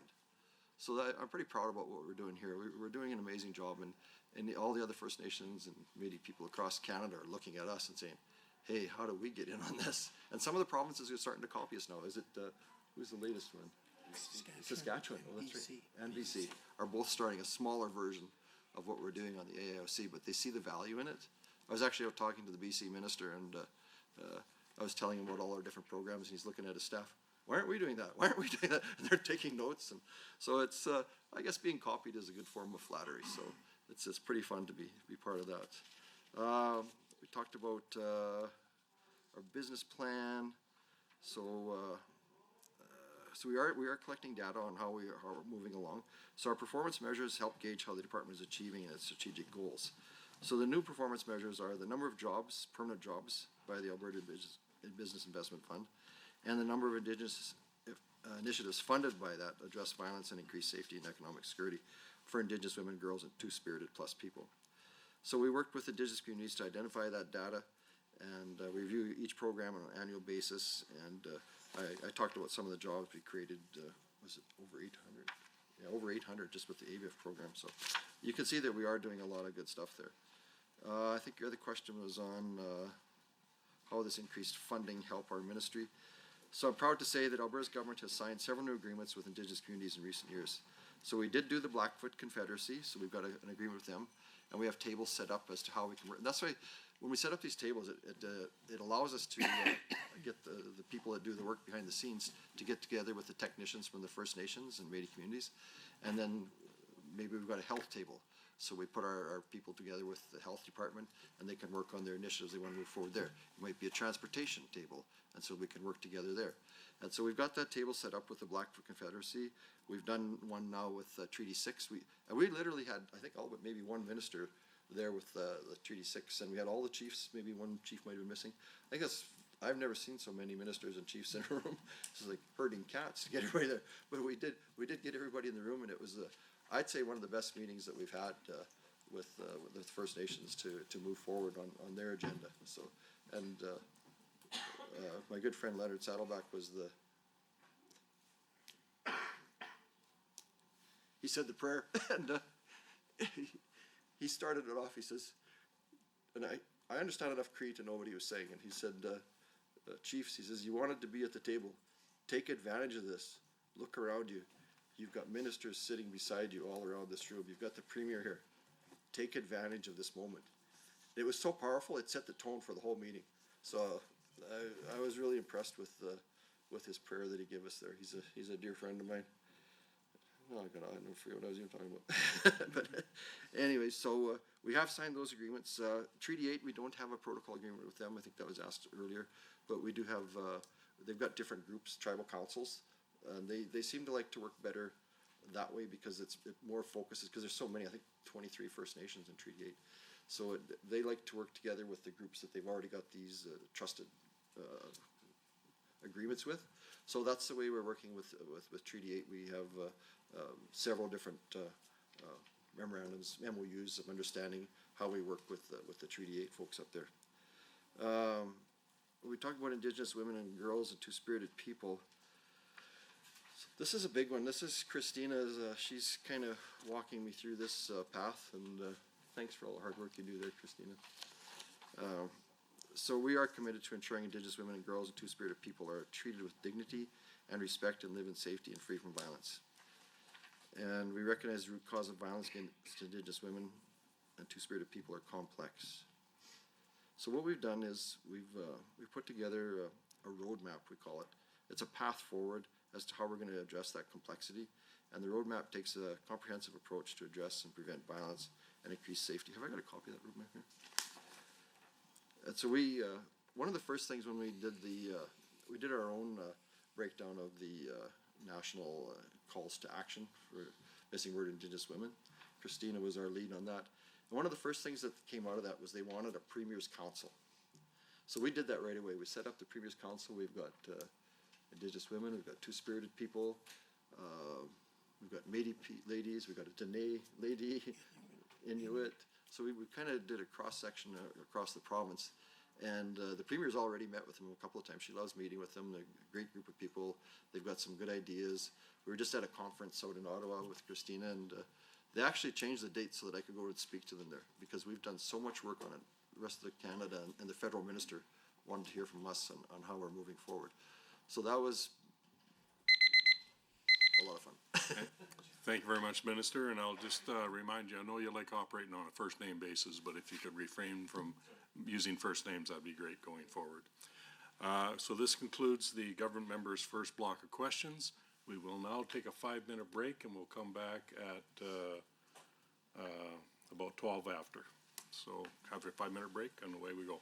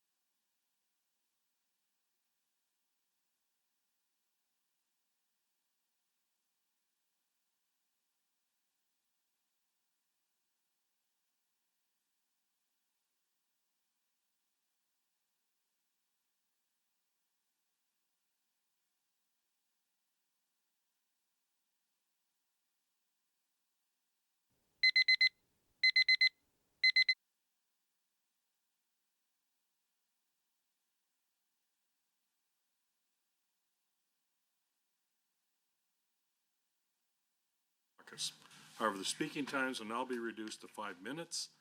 You'll have 5 minutes to ask questions, 5 minutes contact our responses.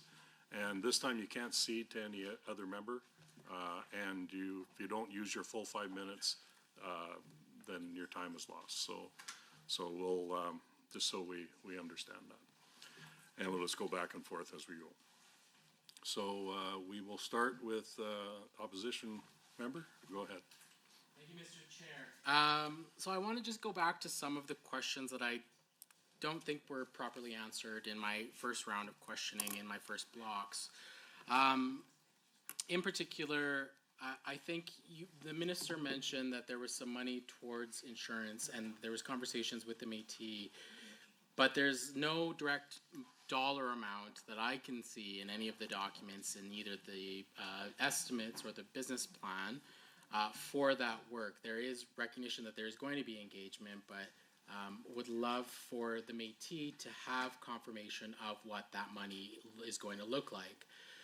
I'd also like to remind the minister that there are First Nations, which through you, Mr. Chair, has been mentioned already, particularly the ones around where the forest fires were, and I appreciate the minister's passion, but I also know that these First Nations require money as well, and it's really interesting that these communities were mentioned, but there's no dollar amounts attached to that possible coverage, especially when it comes to insurance. I'd also like to ask again with regards to consultation. I note that 10,000 were accomplished last year, but the question is not the quantity, it's quality. The ACO, as I've been told by stakeholder, is not discharging its responsibility. First Nations have been indicating their concerns with the ACO, and the minister has not indicated anything today about the mandate of the ACO, particularly with respect to engaging with industry versus discharging its legal duty. I am really conscious that, yes, the province has an obligation to consult, but we do not want to see another situation such as the Kanesatake resistance in Oka, Quebec, or the Shaughnessy Golf Course on Musqueam Territory in British Columbia happening to some of these tourism or recreationist activities. I was at estimates last night with the Minister for Tourism and Sport, and I raised these concerns because that assurance that should be provided to all industries, including tourism and sport, should have that assurance from this government. And I know full well that in specific areas of this province, that's not being done. And that consultation is a big piece and can disrupt the economy. So I asked the minister to clarify how the ACO is operating and whether those very back and forth comments within the documents from last year and this year, and I'm sorry, Mr. Chair, the annual report as well, that stipulate that there are certain concerns with respect to how consultation is carried out. And maybe the deputy minister might be able to speak to this, I'm not sure. I just am very, very conscious about this, and I hear from my stakeholders that this is a concern. And those stakeholders are Indigenous leadership. They are chiefs and councils. I also want to know what this government's budget is doing in respect to the difference between that consultation and engagement that the minister has referenced. Taking note that there's no money allocated in this budget for engagement. Specifically, there's money for consultation through the ACO. Specifically those, I believe the number is $7 million. But that engagement piece where the minister has already referenced, Mr. Chair, about the difference between consultation and engagement. There was also the concern about the ABIF, namely that $4.5 million drop that the minister has referenced, Mr. Chair. I'm curious where that drop-off if it's going to be picked up, because as you know, many First Nations, many Métis communities rely on that fund, and it is a good fund. I will recognize that importance, but we need to have assurance that those monies are there for this programming, to be able to put in cultural and economic and social programming on nations, like language revitalization. There are many communities out there that would benefit from this, but also individuals that could elevate their lives through this program. And I would urge the minister to continue seeking ways to better invest in this. And then I have some more comments about the Premier's Council, but I'm going to turn to the minister now. He didn't finish that story about the monument. I just want to clarify that too. So if he could also pick that up, that'd be great. Thank you. You have 5 minutes? I'll start with my story so I don't get. So I wanted Stuart to do it because I love his carvings. He does just amazing work. So I called him up and said, "Aren't you going to put in a bid on the sculpture?" He said, "I was waiting for you to call me, Minister." I said, "It doesn't work that way." And he says, No. He says, "I already built it." I says, "You what?" I says, "I don't even pick it. Elders are going to pick it." He says, No. He says, "You came to me in a vision a year ago, and you told me what you wanted." So he built it based on coming to me in a vision. So I went out to Saddle Lake. I didn't know where he lived, so we're driving through. And I asked a little kid on the road, I says, "Do you know where Stuart Steinhauer lives?" He said, "Just go down to where all the rocks are, you'll find." So we drove up there and went up to his house. Sure enough, here's this giant monument that he'd already built for the garden based on the vision that he'd had, him and his son. His son is very spiritual. So then, of course, we had to stay for lunch, and it was his wife come out. She says, "Oh, we're so blessed. One of the neighbors hit a moose last night, and they left us a hind quarter on the step." So we had a great meal of moose stew with Stuart and his family, and so then we took it back to our group of elders that's deciding, and thank God they picked that monument. So that's the story on the monument where it came from. So I have so many spiritual things that happen to me that, you know what it's like out on the res, and so it's been a real growing experience for me, and I feel so blessed to have been taken in by so many Indigenous communities, and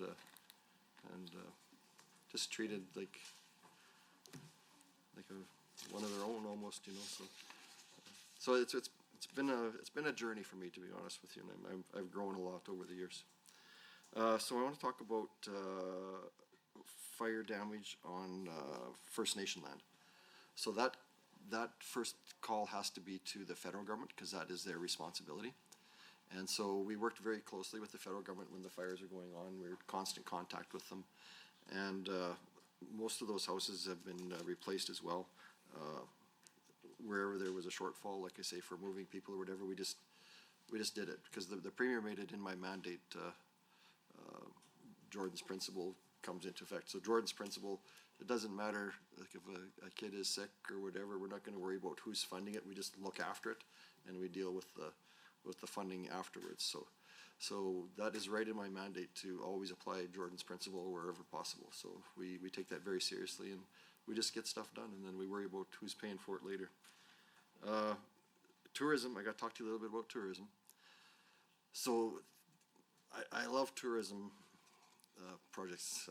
I used to have a tourism operation. I'm not going to tell you where, but it was in a really cool place. And I worked with the Indigenous folks there. And so when we were talking about, we'd had a meeting with WestJet, and they had done a study. 1 in 3 people coming to Alberta wants to have an Indigenous experience when they come here. So I thought, wow, this sounds like an opportunity to me. And so went to Premier Kenny at the time, and I says, "Do you think I could start a whole Indigenous tourism project?" And pitched it to him. He said, "Yeah, go for it." So that's how it kind of started. And my idea was to create an Indigenous tourism corridor right through Alberta, so that say you get off a plane in Calgary, we could have a group there that has a bus. You get on the bus and you head south. So you hit the Blackfoot Crossing down there. Beautiful. If you've ever been there, like, it's a beautiful museum that's hardly used, and it talks about right looking down over where the treaty was signed and where the buffalo used to jump over. And if you look across the valley, you can see Head Smashed In Buffalo Jump. It's right there as well. And then you got Riding on Stone Park. So there's a lot of stuff happening in southern Alberta with the Blackfoot people down there. So I thought, well, we can work with the Blackfoot and help them. One of my friends down there, he was actually on the Real Dragon's Den, or Shark Tank, I guess it was. And he got picked, and they did a project with him, so you can go and stay in his teepee village down by the river and live like a Indigenous person for the day and see what their lifestyle was like. So that's pretty cool. So then coming north, you get into Calgary, we've got the SAM Center, right, so that Calgary Stampede only happens for a week out of the year, so now there's a SAM Center is going to be there. It's a whole bunch of Indigenous-led things going on there. The Glenbow Museum is doing a huge display on Indigenous artifacts. And then as we go north. Thank you, Minister. We'll now go to Government Caucus for 5 minutes. Go ahead. Thank you, Chair. Really appreciate it. Minister, thanks for being here. Thanks for bringing staff and just being an excellent storyteller. Just really appreciate it. Never thought I would say this, but I'm having a blast at estimates. So thanks for doing that. I do have some questions here too as well. The Aboriginal Business Investment Fund, which you have talked about a little bit, helps partially or completely fund various capital costs for Indigenous community-owned economic development projects. These projects can make significant improvement in social and economic outcomes for Indigenous peoples and communities. And this is, I do believe this is a great example of how this government is putting Indigenous peoples in control of their own futures. And this is in part by partnering with them in generating the types of economic opportunities that they're looking for. This is incredible. I love that we are leading the way on this. It's an opportunity, as you said before, that we're doing what is being done combined. More is what Alberta is doing more than what the rest of Canada is doing combined. This is incredible. So, but my specific question is on page 4 of the 2024 to 27 capital plan that has $10 million of capital spending will be provided in the 2024-2025 budget for the Aboriginal Business Investment Fund and $30 million over the next 3 years. Can you highlight some of the projects that have received funding through the ABIF in past years and the impacts these projects have had on these communities? I know that you've mentioned a few. I would love a few more stories there, as I mentioned prior. As well, the Aboriginal Business Investment Fund has proven to be a strong vehicle for bringing prosperous economic opportunities to Indigenous communities right across the province. With a second straight 50% increase to the Aboriginal Business Investment Fund, effectively doubling the fund over the last 2 years, and our other programs and initiatives going strong. How will these funds support Indigenous communities and strengthen Alberta's economy? This is an incredible increase, 50%. This is just showcases strong work, strong need, but also just the strong work that this government is doing. So my question in this is, how does the Aboriginal Business Investment Fund improve the social and economic outcomes for Indigenous communities? I think it's really important that we highlight these for those tens of thousands of people that are watching just right now online. So that's yeah. As well, I do have a couple questions. You've talked quite a bit on reconciliation. Thank you, Member Sinclair, for just pinpointing that too as well. So, as you know, reconciliation has been a top priority for our government and for this government for quite some time, and I think the proof is in the pudding there. Just with the impact and our commitment, particularly with the AIOC.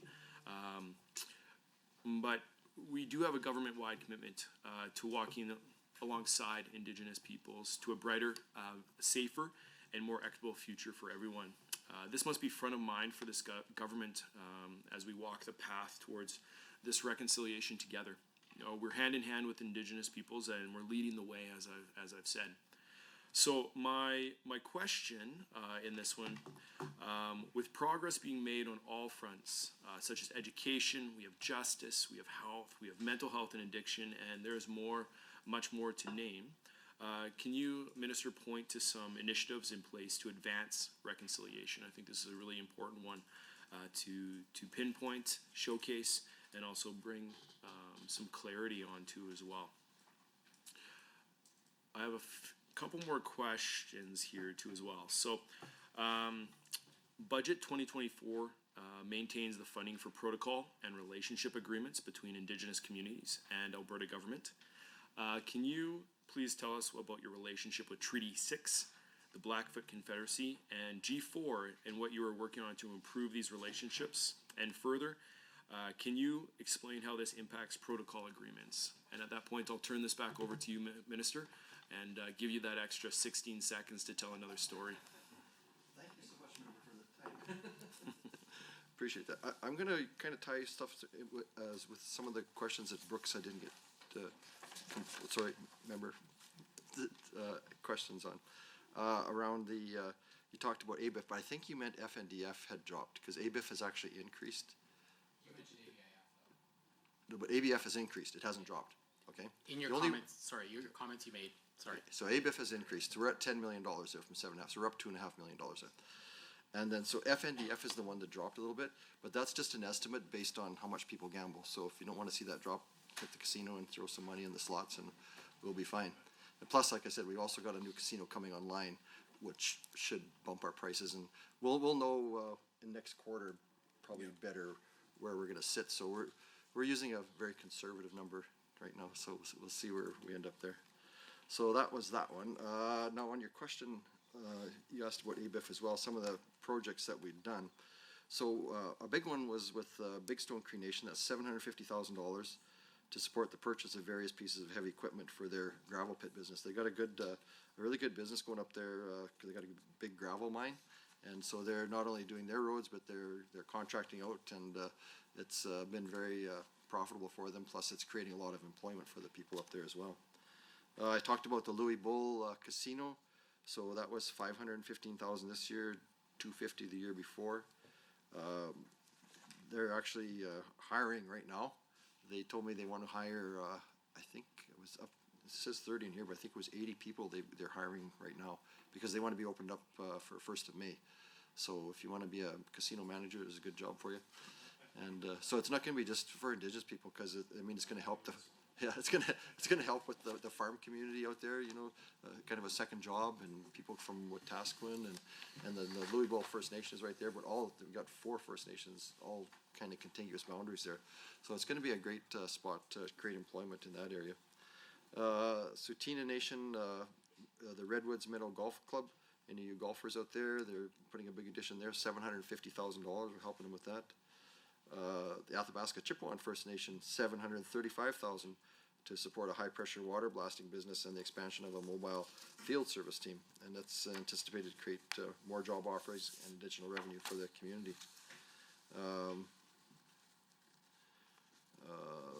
Or $2 million was provided to support Métis settlements in advancing their economic goals. So we did kind of a set aside just for Métis settlements to make sure that they could take advantage of it as well. So one of these projects was the Paddle Prairie Métis Settlements land clearing equipment, estimated to create over 140 jobs for the next 10 years for community members and those living nearby. These projects will help improve social and economic outcomes in the communities by increasing local revenue streams that can be reinvested in the community. And I find that's really important, and especially in those northern communities, like, there's not a lot of jobs up there. So if anything we can do to create some jobs is huge. The fund has been a strong vehicle for providing prosperous economic opportunities to Indigenous communities. Second straight 50% increase to the Aboriginal Business Investment Fund, effectively doubling the fund over the last 2 years. What else did I want to talk about? The women's initiatives.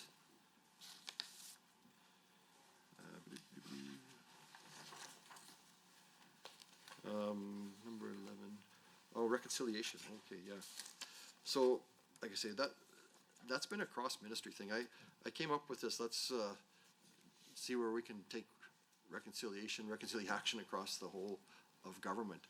And all of the ministers have been really just actively participating, seeing wherever they can do a reconciliation project, whether it's like we met this morning on a road project up north to help the community to get access onto a major highway.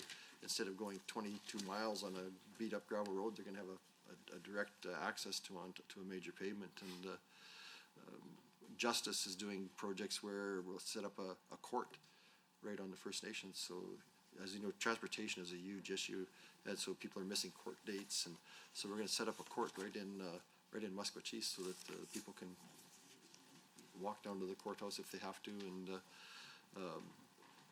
all the ministries have been working really hard around this, whether it's community services, so much work being done there around housing projects, and you saw what happened in the city when we removed the encampments and got the people into some good safe housing, and we were able to identify people and identified a woman that was on our missing murdered Indigenous list for 5 years. Thank you very much, Minister. We now go to Opposition Caucus for 5 minutes. Chair, I want to go to the Premier's Council on the MMIWG2S Plus. With the recent announcements in respect to the policy on trans folks in this province, what is the alignment, if any, with respect to this trans policy? And how can any recommendations that relate to Two-Spirit, which might educate the members in attendance of, is an umbrella term for Indigenous members of the 2S LGBTQIA plus community.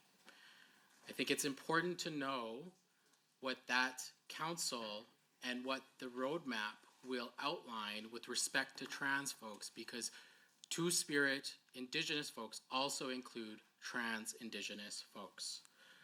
I am concerned that the current path with respect to that policy will interfere with the projects that the Premier's Council and the roadmap will attempt to accomplish. I'd also like to reiterate my question, because through the chair, Mr. Chair, the minister is not answering the question with respect to consultation. First Nations and Métis communities deserve adequate consultation, and they're telling us they are not getting it. This is going to be an affront if this ministry is providing $7 million to Indigenous communities to participate in consultation through the ICCP. There is large concerns that if they're putting money to this program and not listening to what is happening and what is being urged to make either amendments or accommodations, this whole process is for naught. And I don't want to see any First Nation or Métis community not to be heard through that process. If 10,000 projects are going and they are all being rubber stamped and nothing is coming out of it, then I am truly concerned that it is a process that is broken. In 2022 and 2023, the ministry also began responding to the Office of the Auditor General's recommendations regarding ABIF, and I'm thankful that the minister or the members opposite are also bringing this up.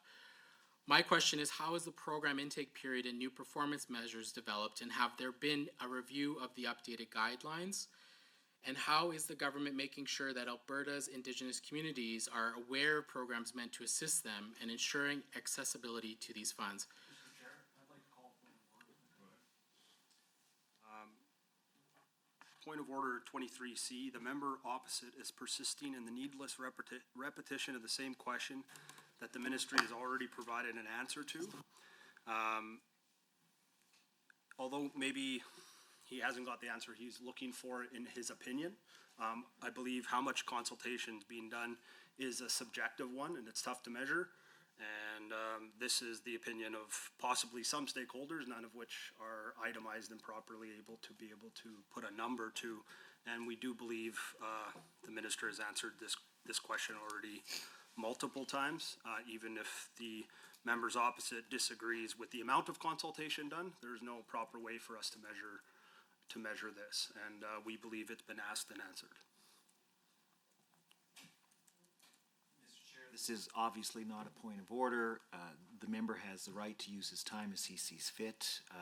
Certainly not going to take lectures from the government members on whether or not he's received a question or an answer to his question. I request that you allow the member to continue this line of questioning.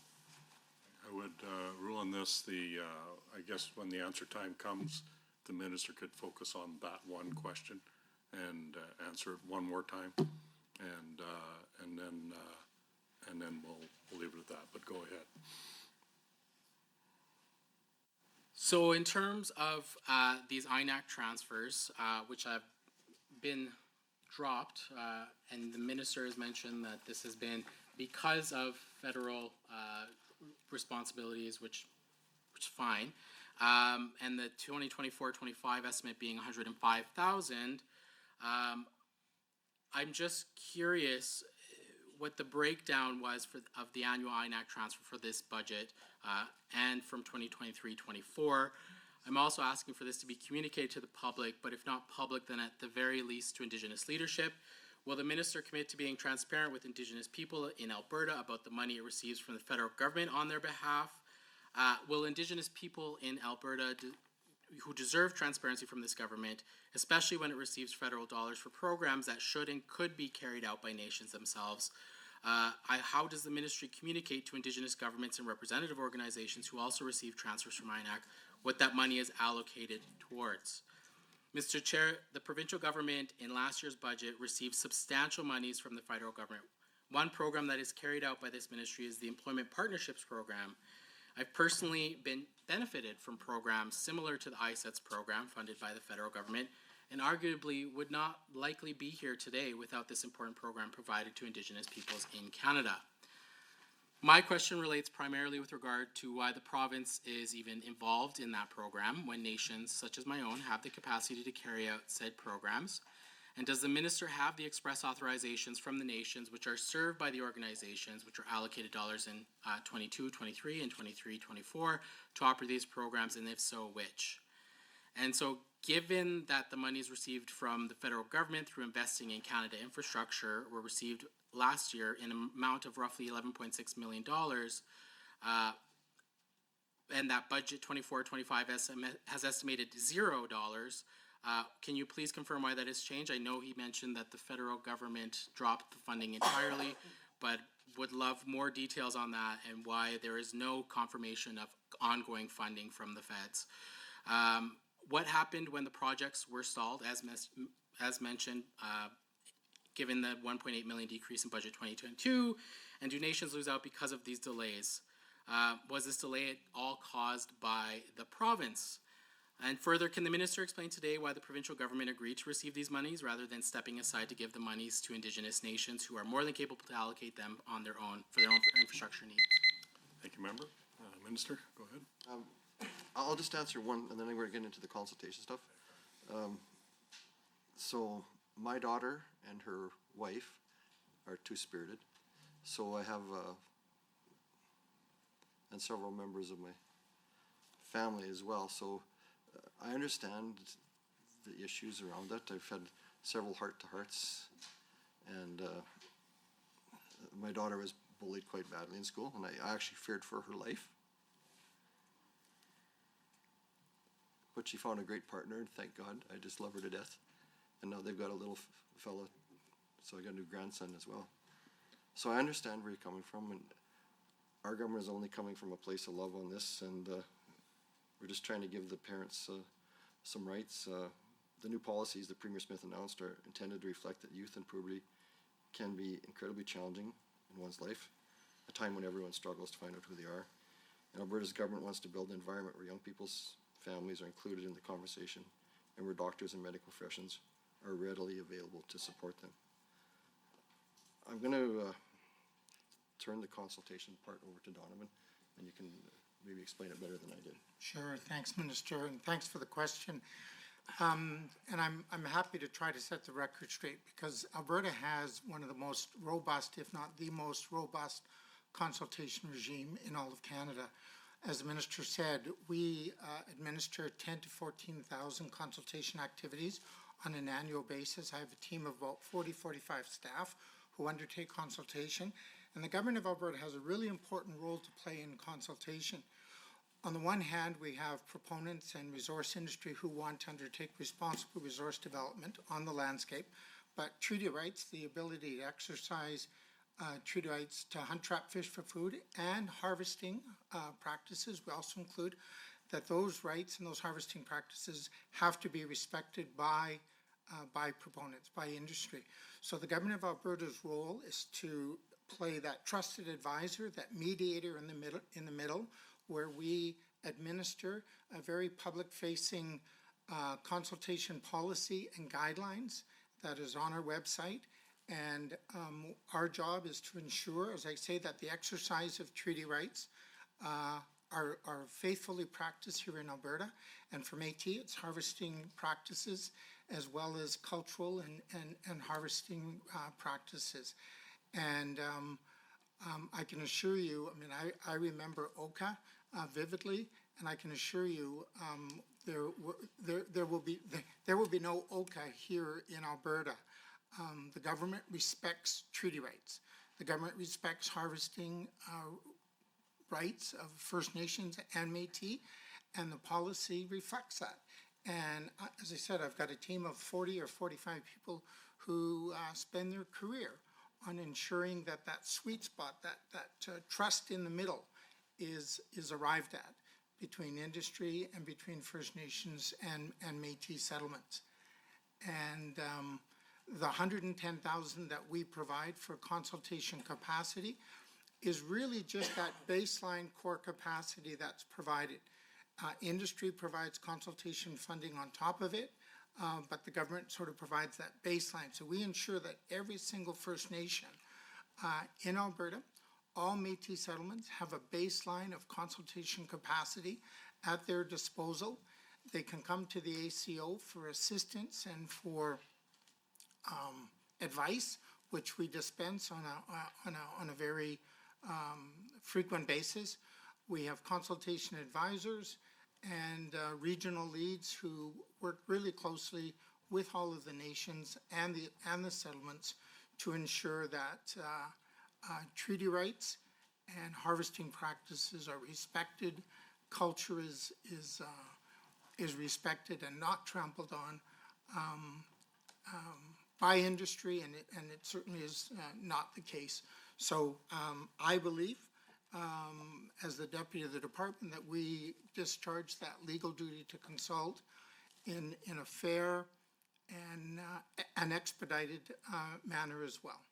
We have timelines, which are again included in our guidelines, public-facing guidelines, and policy that we work to meet each and every day. I hope that sort of gets to the bottom of consultation.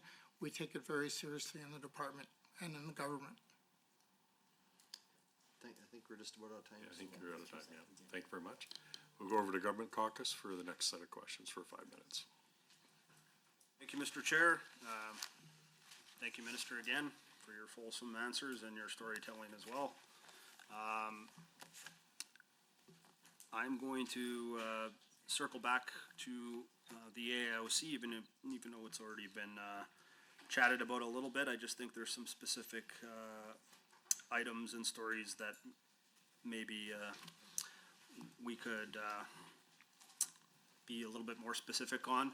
In terms of just a couple things that were mentioned earlier in respects to wildfires in northern Alberta, and you mentioned the 686 corridor project, which is I think important to note because it's connecting all people, all Albertans, to industry, the people themselves, and essential workers more efficiently. And it's an amazing project. That's part of it's in my riding, and I'm happy to champion and support. And I think it'll have a positive and long-lasting impact on the entire region, which is so often underfunded and forgotten. But what I think is also important to mention is our government's commitment to, and your leadership, Minister, along with the premiers, to collaborate and support the consultation process with the Free First Nations, the Tri-Council, directly related to the 686 project. And I believe it is Peerless Lake and Trout First Nation, the Loon River First Nation, and the Big Stone Cree Nation. And it is my belief that this strategy of early consultations is definitely the right answer, in my opinion. I also think it's important to note these corridors are often spoken about as economic corridors, which is very, very important. But for someone who grew up and lived in Slave Lake in 2011 during the wildfires, I would remind everybody that we don't have enough safety corridors. And we mentioned the in and out road of Fort McMurray. I very much look forward to seeing what kind of other corridors, for instance, in East Prairie, that we can champion together to hopefully allow that Métis settlement an opportunity to hopefully safely exit a fire if it ever does come again. And in terms of specific supports, I'm very happy to echo your comments about East Prairie specifically getting a one-time $9 million fund. This is exactly the kind of thing that I love talking about when it comes to real and meaningful action and support for Indigenous people. This was not a photo op or a fluffy promise. Those people's houses burned. We cut them a check and put them back in their houses by Christmas time. And as somebody who is from the area and was part of helping them with the process in High Prairie where they were evacuated to, I know firsthand the impacts of these communities and the kids that are don't have really large support systems sometimes, and you know, it's something as simple as we delivered teddy bears to little kids that day, and these impacts are real that we're doing, and when we support them, I encourage people to step up and visit some of our northern communities that they are so happy to defend. Sometimes are volunteering them that when we don't ask to be defended, but there's a difference between talking about helping Indigenous people, and I believe our government is backing it up. And there's many examples I could refer to. Yesterday, I made mention in our other committee meeting about the AIOC Tamarack deal that I was so grateful to be a part of, to which did not see the amount of media time on television that night, but that's a conversation for another day. Probably too positive of a project. And I was very happy to mention all the communities, the First Nations and Métis communities that were a part of that, to which you know so much about, Minister, because you are leading the charge and were from the beginning a part of AIOC. I'd also like to mention sometimes, and with great respect to my member opposite, who I would imagine has maybe not the exact same, but a similar arduous journey to mine to get into these positions that we're in today, to which I'm both grateful for. But I do respectfully disagree with his opinion on the sustainability of our beloved oil and gas sector with regards to mentioning of the renewables, and remind this committee that the federal government, and more importantly, Stephen Guilbeault, is directly attacking Indigenous economic prosperity with his constant Remember? attack on our industry. Minister, you have 5 minutes to answer.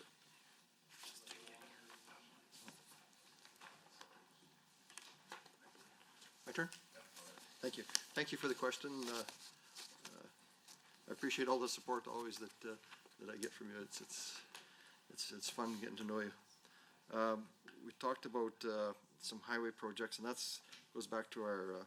It's in my mandate to work with transportation on developing these economic corridors, and so we want to go east, west, north, south. We need to move our goods out, and especially up in the northern country, we don't really have a good east-west connection there. So that's one thing we're really working on, is to develop that economic corridor. So it's not just highways; it could be for pipelines, it could be rail line.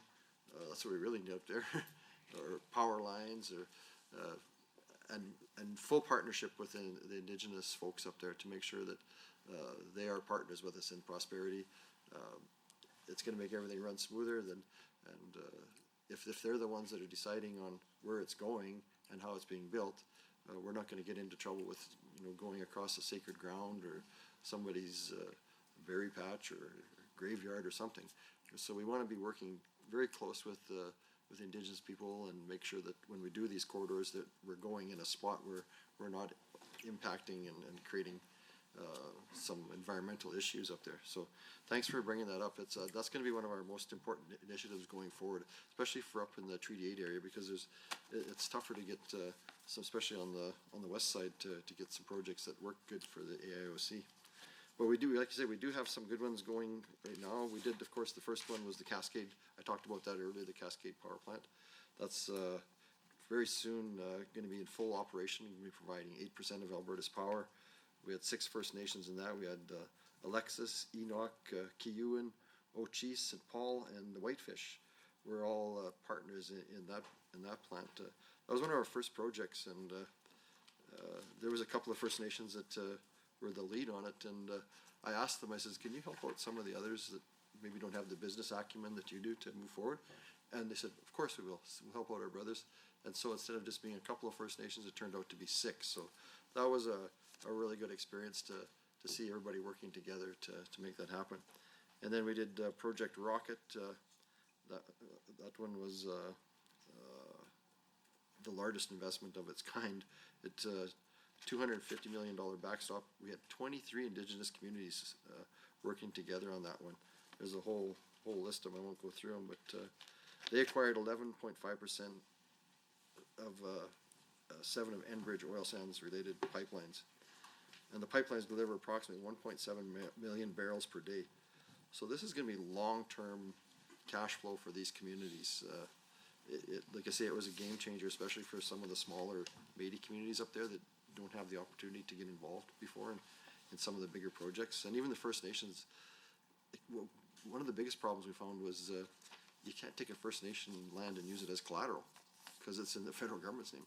So that's really what was a big holdback, was being able to get involved in bigger programs because you just didn't have the ability to get that collateral. So now with the government backstopping it, all of a sudden the doors open up and everybody wants to get involved and be partners. And instead of the First Nations getting ripped off at 12-18% interest rates, they're able to borrow at Alberta's interest rates. So they're getting a really, all of a sudden, like nothing works at 18%. But if you can get the interest rates down to where the province can borrow at 2 or 3%, all of a sudden a lot of projects start looking very viable. So that's what we've been able to do, is to create a vehicle where they can get involved at a really good interest rate. Another one was the Hexagon project, 5 communities, another pipeline project that they bought into, Buffalo, Kikino, Heart Lake, Saddle Lake, Whitefish, Project Concord. This was is that the one at Frog Lake? No, that's a different one. That's a smaller one, another small project, power project. The big one, where's the Frog Lake one? I love that one. The Lindbergh, oh, that's a cogen. So a cogen plant. So instead of mining the heavy oil out, you've heard of the SAGD, where they pump steam into the ground and the heavy oil becomes, you can pump it out conventionally. So there's a lot of waste heat coming off of these big steam units. So they attached a power plant to it, a cogen power plant, and they're able to generate power off of the waste heat.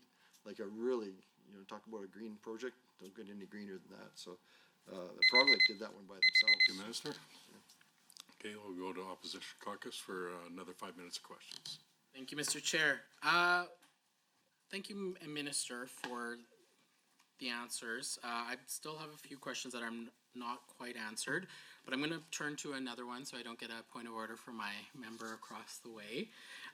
It is disheartening to hear of the Saddle Lake Cree Nation having to beg and plead with the province to send out the chief medical examiner to investigate exposed graves at the old residential school site, given that this ministry has provided $8 million in 2021. Does this ministry have plans to continue this funding today and to help out nations like Saddle Lake to bring justice to the bodies that are currently being desecrated by inaction? Why did the minister not accomplish their targets of the 4 protocol and relationship agreements instead of only accomplishing 3? I think there was mention that it was Treaty 8. I just would like assurance that that was the one that was not completed. And what did Alberta do with regard to not encouraging or working towards that treaty rights approach to government relations with any nation in Alberta, but specifically the Treaty 8 First Nations of Alberta? And I know that the minister side-skirted this, but I would like for assurances for Treaty 8 First Nations of Alberta on why there was not a treaty approach to government relations and why that relationship broke down. If there's $1 million on the table to implementing these First Nations protocol and relationship agreement. I would also like to ask whether this government or the ministry recognize that the rights holders that deserve to have these protocol agreements are not provincial territorial organizations or other similar organizations, but instead Indigenous nations themselves. These organizations, as wonderful as they do the work, they absolutely provide helpful fora with regard to provincial portfolios, particularly for example, in health, education, or justice. But rights holders are nations and the people themselves. And we all know that, and I know that I don't need to remind the minister, but I will anyway, for the minister and the ministry to engage in actual rights holders equitably and regularly moving forward with these protocol agreements. I'm heartened to hear that there's a lot of good work with respect to the budget currently and the monies that are going to the nations. But I am hyper conscious that in terms of reconciliation, there's a lot more that can be done other than just with monuments or with gardens. I think there needs to be, as Grand Chief Littlechild has mentioned, reconciliation, and I'm heartened to hear that the minister is working on this, and I know that the minister, Mr. Chair, has devoted his career to this, and I know that he is really committed to it. But I know there's other nations out there, specifically where there are grave sites around residential schools that also deserve justice, and unfortunately the reconciliation funding that is in the budget doesn't identify the work that needs to be done. So I'm asking the minister if there is any plans to use those current reconciliation dollars to assist with the location of those bodies, to helping return those bodies. I know there's repatriation conversations in the actual budget documents themselves, but there's no plans for those grave sites that are currently being disturbed. I know firsthand, because I was a technician that did this type of work for my nation, and I've seen those sites, and I know that they need adequate funding to be able to bring to justice and to honor the lives that were lost. And Minister, I know that you are emotionally tied, through the chair to the minister, I know that he is tied to this type of work and to ensuring that First Nations have adequate access. But it's really difficult to see in the numbers where that funding is going to be helping out. Maybe the minister can clarify that there is some allocation for these sites and for these nations that are trying to bring their babies home. The ones that are, buried in the grave sites around residential schools. The ones that unfortunately were taken from our families and that there are no records for anymore. The ones that are just bones. There's communities that are asking for DNA testing to be able to confirm that these are their children. Because we know that these residential schools brought people from all over Turtle Island to their area. And there is no assurances for the families that they're going to get their babies back. So I'd like to ask the minister if there's funding for that. Thank you very much. Minister, you have 5 minutes to respond. Thanks for the question. We were actually the first province to come forward with a budget when the first bodies were found or the graves were found in BC there. And I literally, Donovan, we went to all the ministries with our hand out because we didn't have a budget at that time at all. And we raised $8 million from all the other ministers to put the first program together. And I can remember Premier Kenny asking me, he says, "Minister, where did you get this money from?" And I says, "Well, we went to the other ministers and they gave it to us." He says, "Other ministers gave you their money?" He says, "Yeah." Carry on. So we were able to raise $8 million right out of the chute, and we didn't try to tell the First Nations or the Métis communities how they should spend it. Like Donovan calls it, we supplied the bus and the gas, and they decide how they want to drive it and where they want to take it. Because I don't pretend to have the answers to this, so I thought it was best to leave it with the communities to decide how they want to spend the money. So some of them decided to do the testing for graves. Some decided to do some monuments on their First Nation to commemorate, because not every First Nation treats us the same. Some want to respect the graves and not disturb them. They don't even want it disturbed. Some want to maybe exhume the skeletons if they're there. So we're not telling them how to do it, but we do have another grant set up, $4 million.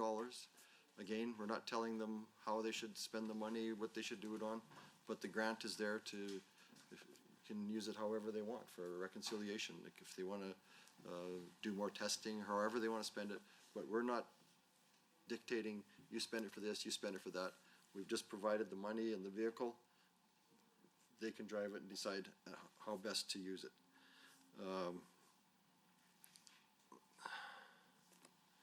On our protocol agreements, so we've done 3 protocol agreements across the province.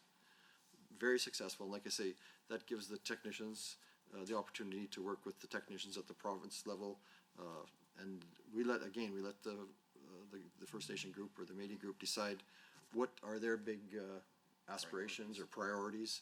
And then we work with them and it works well because, I mean, they can come to me and I'm getting old, I forget half the stuff I'm supposed to remember, so it's better to get to the guys that know what they're doing, and we can put them at the table together, and that's how we get things done, and it's been really successful. We've got some really great projects out the door because both sides are working together on a focused initiative. And also under these initiatives, it guarantees them that the Premier is gonna be there at these meetings, and the Premier, she loves doing these type of things, and she'll come out to them, and it gives them an opportunity to speak directly with the Premier. They've got direct access to various ministers, and it's been working really well. Treaty 8 area, they treat it a little different. Like I say, they prefer to work through their tribal councils, and so I've got money set aside every year if they wanna do a protocol agreement, but they prefer to do it through memorandums of understanding or through the tribal councils. So again, if that's the way they want to work, we work with them. I can only work with the willing. So if they want to come forward with initiatives, which they always do, there's money there for that, and we supply the money to get those initiatives moving forward. Anything else you want to add on that, Dawn? Or? I don't think so. Like you said, Minister, it's following the community's leads, and Treaty 8 has not approached us. We have always said that the door is open for working on a more formal protocol agreement arrangement with them, and they have chosen to work in a different direction, and we respect that and work with them in the way that they would prefer to work with us. And then as far as the grants and everything go, so I started this a few years ago because when I was in municipal politics, everybody always said, well, you never communicate enough, and you'll probably find that in your own writings. You never communicate enough, and it doesn't matter what you put out there, you're gonna hear that you don't communicate enough. So we literally put out a weekly newsletter to all the First Nations and Métis communities of everything that's going on. So they've got all the grants that they need to know about, all the initiatives that are going on, and all we can do is just keep putting it out there, and we've been really successful on getting that information out, and then also I do travel around the province constantly, and that's how we got the first round of grants out. I was pitching our IRI grants and our missing murder Indigenous women grants, and finally they called me up and said, Minister, you've oversold, stop. So that's how we do it. It's me on the road and our newsletters and our website. Anybody can go on our website and you can see all the grants that are available on that. Very much, Minister. We now go to Government Caucus. Go ahead. Thank you, Mr. Chair, and through you to the Minister and his team. I've always respected Minister Wilson and the work you do. You have an ability to get to the heart of a situation which most politicians don't know how to do, and I can say that you have been a great influence on me throughout the years to help me understand the Indigenous relations issues, and so thank you very much for helping me to understand and how to be more empathetic to the plight that we see throughout Alberta with our First Nations. I wanted to ask, well, first of all, I wanted to thank you. When I was the Red Tape Reduction Minister, we worked on a really important project, I felt, to make sure that First Nations did not have to have double cards. And it was great to see you get that done, and I wanted to thank you for that. This is how government should work. When something that's common sense comes in, it gets done, and you guys did that. But in this one, I wanted to just talk about red tape reduction a bit. As mentioned on page 80 of the business plan, the Ministry of Indigenous Relations remains committed to regulatory approaches and program delivery that reduces unnecessary government oversight and emphasizes outcomes in order to improve access to government services, attract investments, support innovation and competitiveness, and grow Alberta businesses. Not only is reducing red tape an overarching priority for this government, but also a specific priority for your ministry, since the government seeks to be a partner to Indigenous communities, working with them to provide better outcomes for Indigenous peoples in Alberta. So can you, Minister, speak to the importance of providing an environment where Indigenous organizations and communities can work collaboratively with the government rather than having to deal with a cumbersome and rigid regime of red tape? And then also, what initiatives has the ministry taken to reduce the burden of red tape and unnecessary government oversight on Indigenous Albertans? I also wanted to ask some questions in terms of the consultation, as it seems to be very important to many of the members here in this estimates.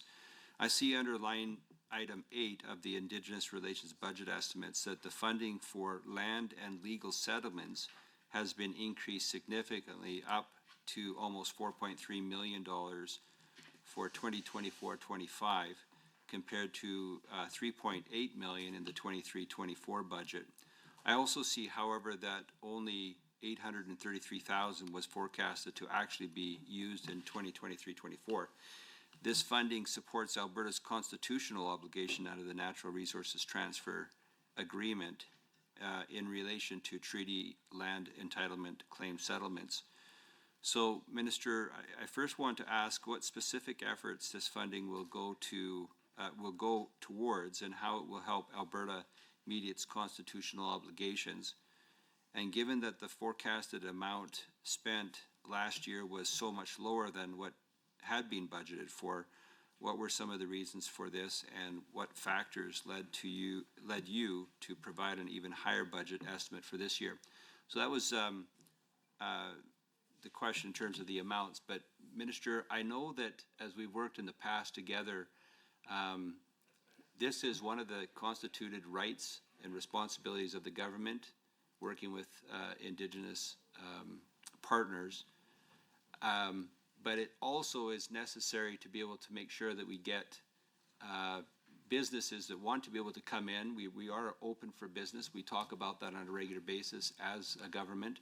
And so I wanted you to maybe just tell us and help us understand, how do you find that, how do you thread that needle to be able to make sure that we are less red tape, being able to get to the business of the people, because we do have a big province. We have 4.5 million people that are expecting us to be able to help businesses get going, but still be able to provide that constitutional responsibility to our Indigenous partners.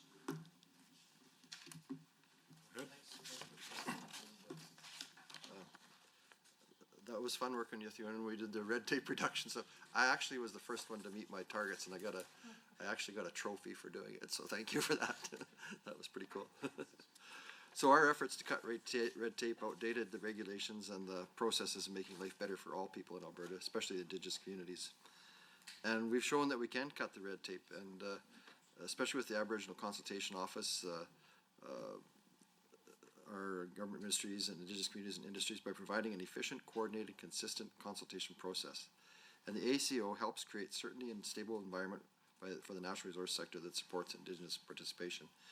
And Thomas and his crew, they work diligently to update us and get us on the geomapping and bring us into the computer age. Everything was done by paper before. That's why it was taking so long. So now we can get, as soon as somebody comes into us, we can get the information out to the First Nations. Within minutes, they get notice that there's something happening in their backyard, and then we could start the process right away. So we were really able to streamline the process around consultation. And it's a lot of your hard work that inspired us. And I think I came to my deputy and I says, I want to make this a priority. We got to get the red tape cut, and I want to win the trophy. So everybody took it to heart, and we worked hard, and we dug in, and we got it done. So our work, you talk about the cards. In collaboration with Treasury Board and Finance, we eliminated the Alberta Indian Tax Exemption Card. And eliminating the EIT card has made it easier for First Nation people to receive tax exemptions on reserve tobacco and fuel purchases. That was a huge one, and I thank you for helping us with that. It just was redundant, and so we were able to eliminate a lot of red tape around that one right out of the chute. We streamlined the application process for Aboriginal Business Investment Fund and the Employment Partnership Program to provide clarity, adjust barriers, and improve accessibility. We talked about the EPP program before there a little bit. That's been a huge program, and we get it through advanced education. They get it through, so it's not as easy as just saying we'll just give it to the First Nations. It's a complex program, but it's been very productive. We use it to train young people, get them that training that they normally otherwise wouldn't get. We also streamlined the FNDF application process to keep grants flowing. We implemented a multi-year funding agreement with the Institute for the Advancement of Aboriginal Women, the Indigenous Consultation Capacity Program, provides stable operational funding support with less administration burden. And we introduced the Aboriginal Consultation Office's digital service to make the consultation process more efficient and transparent. And I got to give credit to our team in the back there, Thomas and his crew, for putting that together. It's made a huge difference for the Indigenous communities to get that information right away. Other than some stuff that used to take 3 weeks, they can get it within minutes now. So we've made it easier, and that goes to your question on how reducing red tape helps industry and the First Nations, because this way industry is, if they're coming to us with a project, we can get that information out to using our geomapping as to which First Nations and Métis communities have to be communicated to. So like I said, instead of taking weeks to get that information, the First Nations and Métis groups, they get it literally within minutes, and they can start that whole process, because some of them are doing a lot of consultations. Like there's a lot of activity in certain areas, so they have a big team that they have to, and if they're working on several at the same time, if they know this is coming in, that's coming in, they can kind of prioritize too. Well, this is a big project, we better put some real effort into making sure that we get the consultation done properly on that. And I take consultation very seriously, and so does our whole department. And if there's an area, I know one right now where we've got some issues, but we're working with them. I talk to the chief 2 or 3 times a day to make sure that we do our consultation seriously. And I literally have my phone on 24 hours a day. If there's an issue, every chief and Métis leader in the province has my hotline, and they know they can contact me, and they do. Some at strange hours of the night, but I take all the calls, and we take it seriously, and I can get it out to my team fast. And Donovan gets some calls at crazy hours too, but he always steps up to the plate and gets the job done for me. So I'm so lucky to have such a great team around me that. In Indigenous relations, everybody's there for the right reason. Like that, but they're a great team, and thanks for all you do. Thank you. I'll leave it at that. Thanks, Minister. Yeah. We'll go to opposition caucus for the next set of questions. Thank you, Mr. Chair. So I'd like to now paint a picture, because I referenced it earlier about me working for my nation in respect to geodata information. In particular, I was a GIS technician. And in that work, I was able to go out on the land and identify really important sacred, cultural, and traditional sites that we used to access and that we had actual territory claims over. And in that work, I was able to learn about the histories of our people. I've got to learn about the history of our relationship with the governments, with non-Indigenous peoples on this land, and our continued relationship with industry and how we move forward. In that work, that's what led me to understanding how we need to relate to each other and how we work together. And in our current budget, I asked this question: how much money is going to the geodata mapping project? Because that is a really important opportunity for nations to communicate to the province which territories have significant value to the nation, to their nations. What I would like to know, and what I've heard from stakeholders, is that territories are not being recognized because there's not enough staff complement right now. And I'm looking at the fiscal plan 24-27, page 162, where we're seeing no change in hiring of staff with respect to this this specific position, there's some geodata staff within the ministry, and I know that there's few of them, and with no plans to bring on new staff, I'm wondering if the ministry or the deputies have an answer as to how we rectify that current omission. Because this information is really important. It identifies berry picking sites, it identifies where medicines are, like sweetgrass and sage. It also identifies where there might be traditional hunting paths or fishing or trapping lines. And this position isn't just, inputting information into Google Maps. It's actually going out, figuring out what the nations are saying is on the ground and what is culturally relevant. And it wouldn't be for that job, if it wasn't for that job and subsequent positions like that for Indigenous communities, there would be no conversation about this. And I can't underscore the importance of including Indigenous voices. And my other question is regarding the staffing complement of the ministry, and in particular, how many First Nations, Métis, and Inuit employees that does the ministry have, and how many are in senior levels of government? Because if we are spending over $1.5 million on staffing, it is important that we include Indigenous voices in the employee roster, because the value that is brought to the table is so immense when it comes to understanding these territories, understanding the aspects of what is important culturally, where people might be hunting or trapping. And ultimately, if there's an opportunity for more staff in regards to the geodata mapping project specifically, and this leads me to my next topic of Indigenous Knowledge Keepers Circle. And I recognize that on page 27 of the business plan 24-27, that there is the pilot program that is a joint effort with Alberta Education. I'm curious, I note that prior to this, I just said that we need more Indigenous folks in the ministry, but I take note that with this IKKC pilot program, that more Alberta Public Service members will build their intercultural competencies, but I see no number attached to that to continue helping with that cross-cultural understanding. If we're not hiring more Indigenous people, then I want to know what money is being put to this intercultural competencies, but I would urge the ministry to continue hiring more First Nation, Métis, and Inuit employees and including them in senior levels of government, because the value they bring to their work is much more than just a face in those positions. They bring a whole worldview that will help make this ministry do better. Thank you. Very much. Minister, you have 5 minutes to respond. Thanks for the questions again, appreciate that. On the geo mapping, it looks like we've got 3 staff that are full-time on that, just that alone. And I think you've got 40 approximately altogether in the consultation. Yeah, so it's a pretty sizable number that we've got there.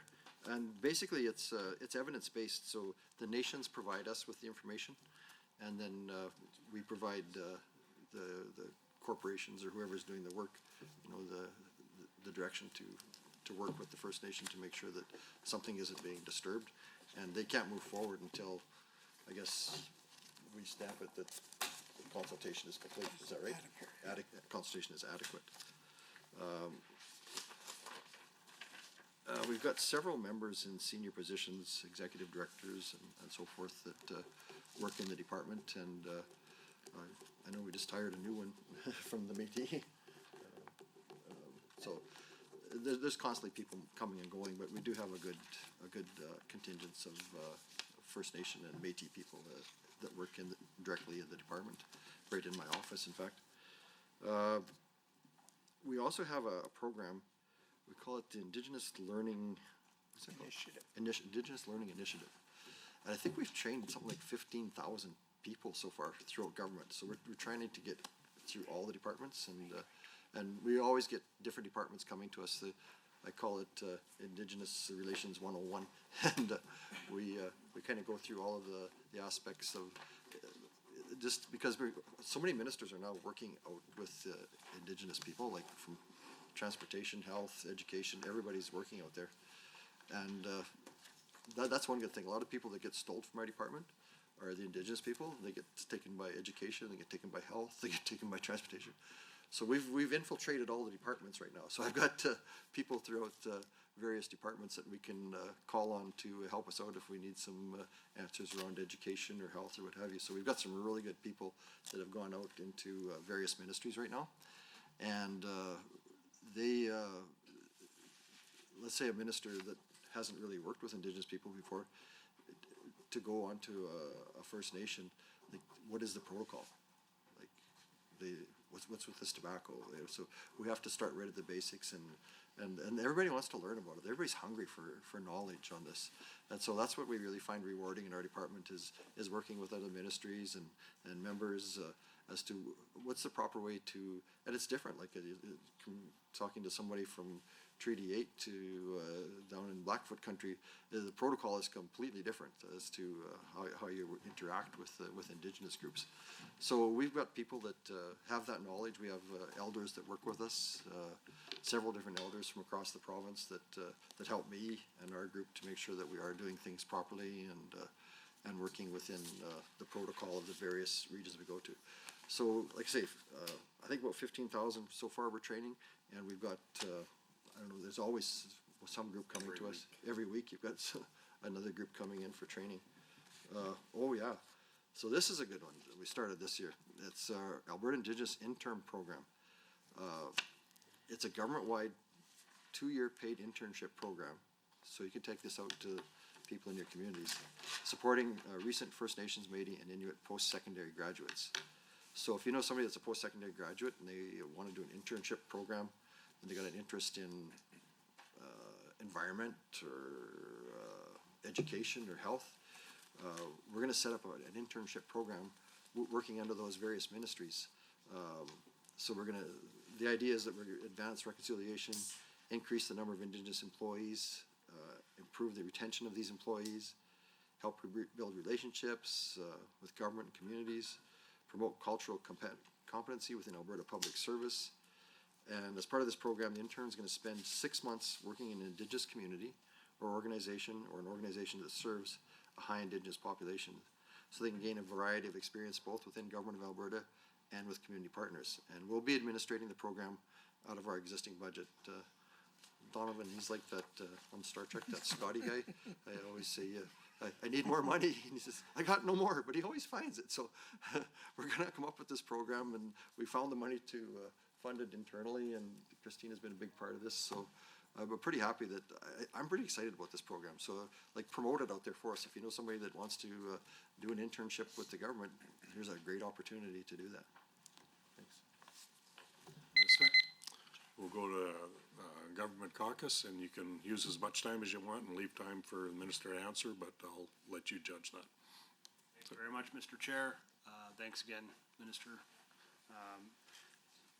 I don't want to make it seem like I blindly disagree with a member across the table, but this is one area that both myself and my colleague to the right of me on TV, MLA Hunter, addressed when it came to, I 100% agree that we need to try and find more of our people in these positions, not just in Indigenous relations. I think you're definitely leading the forefront on this, Minister, and I've already mentioned how much I respect and support that, but I would like to see that other, not just government ministries, but municipal governments, period, the big city of Calgary, city of Edmonton, the province of Alberta on the bureaucratic side.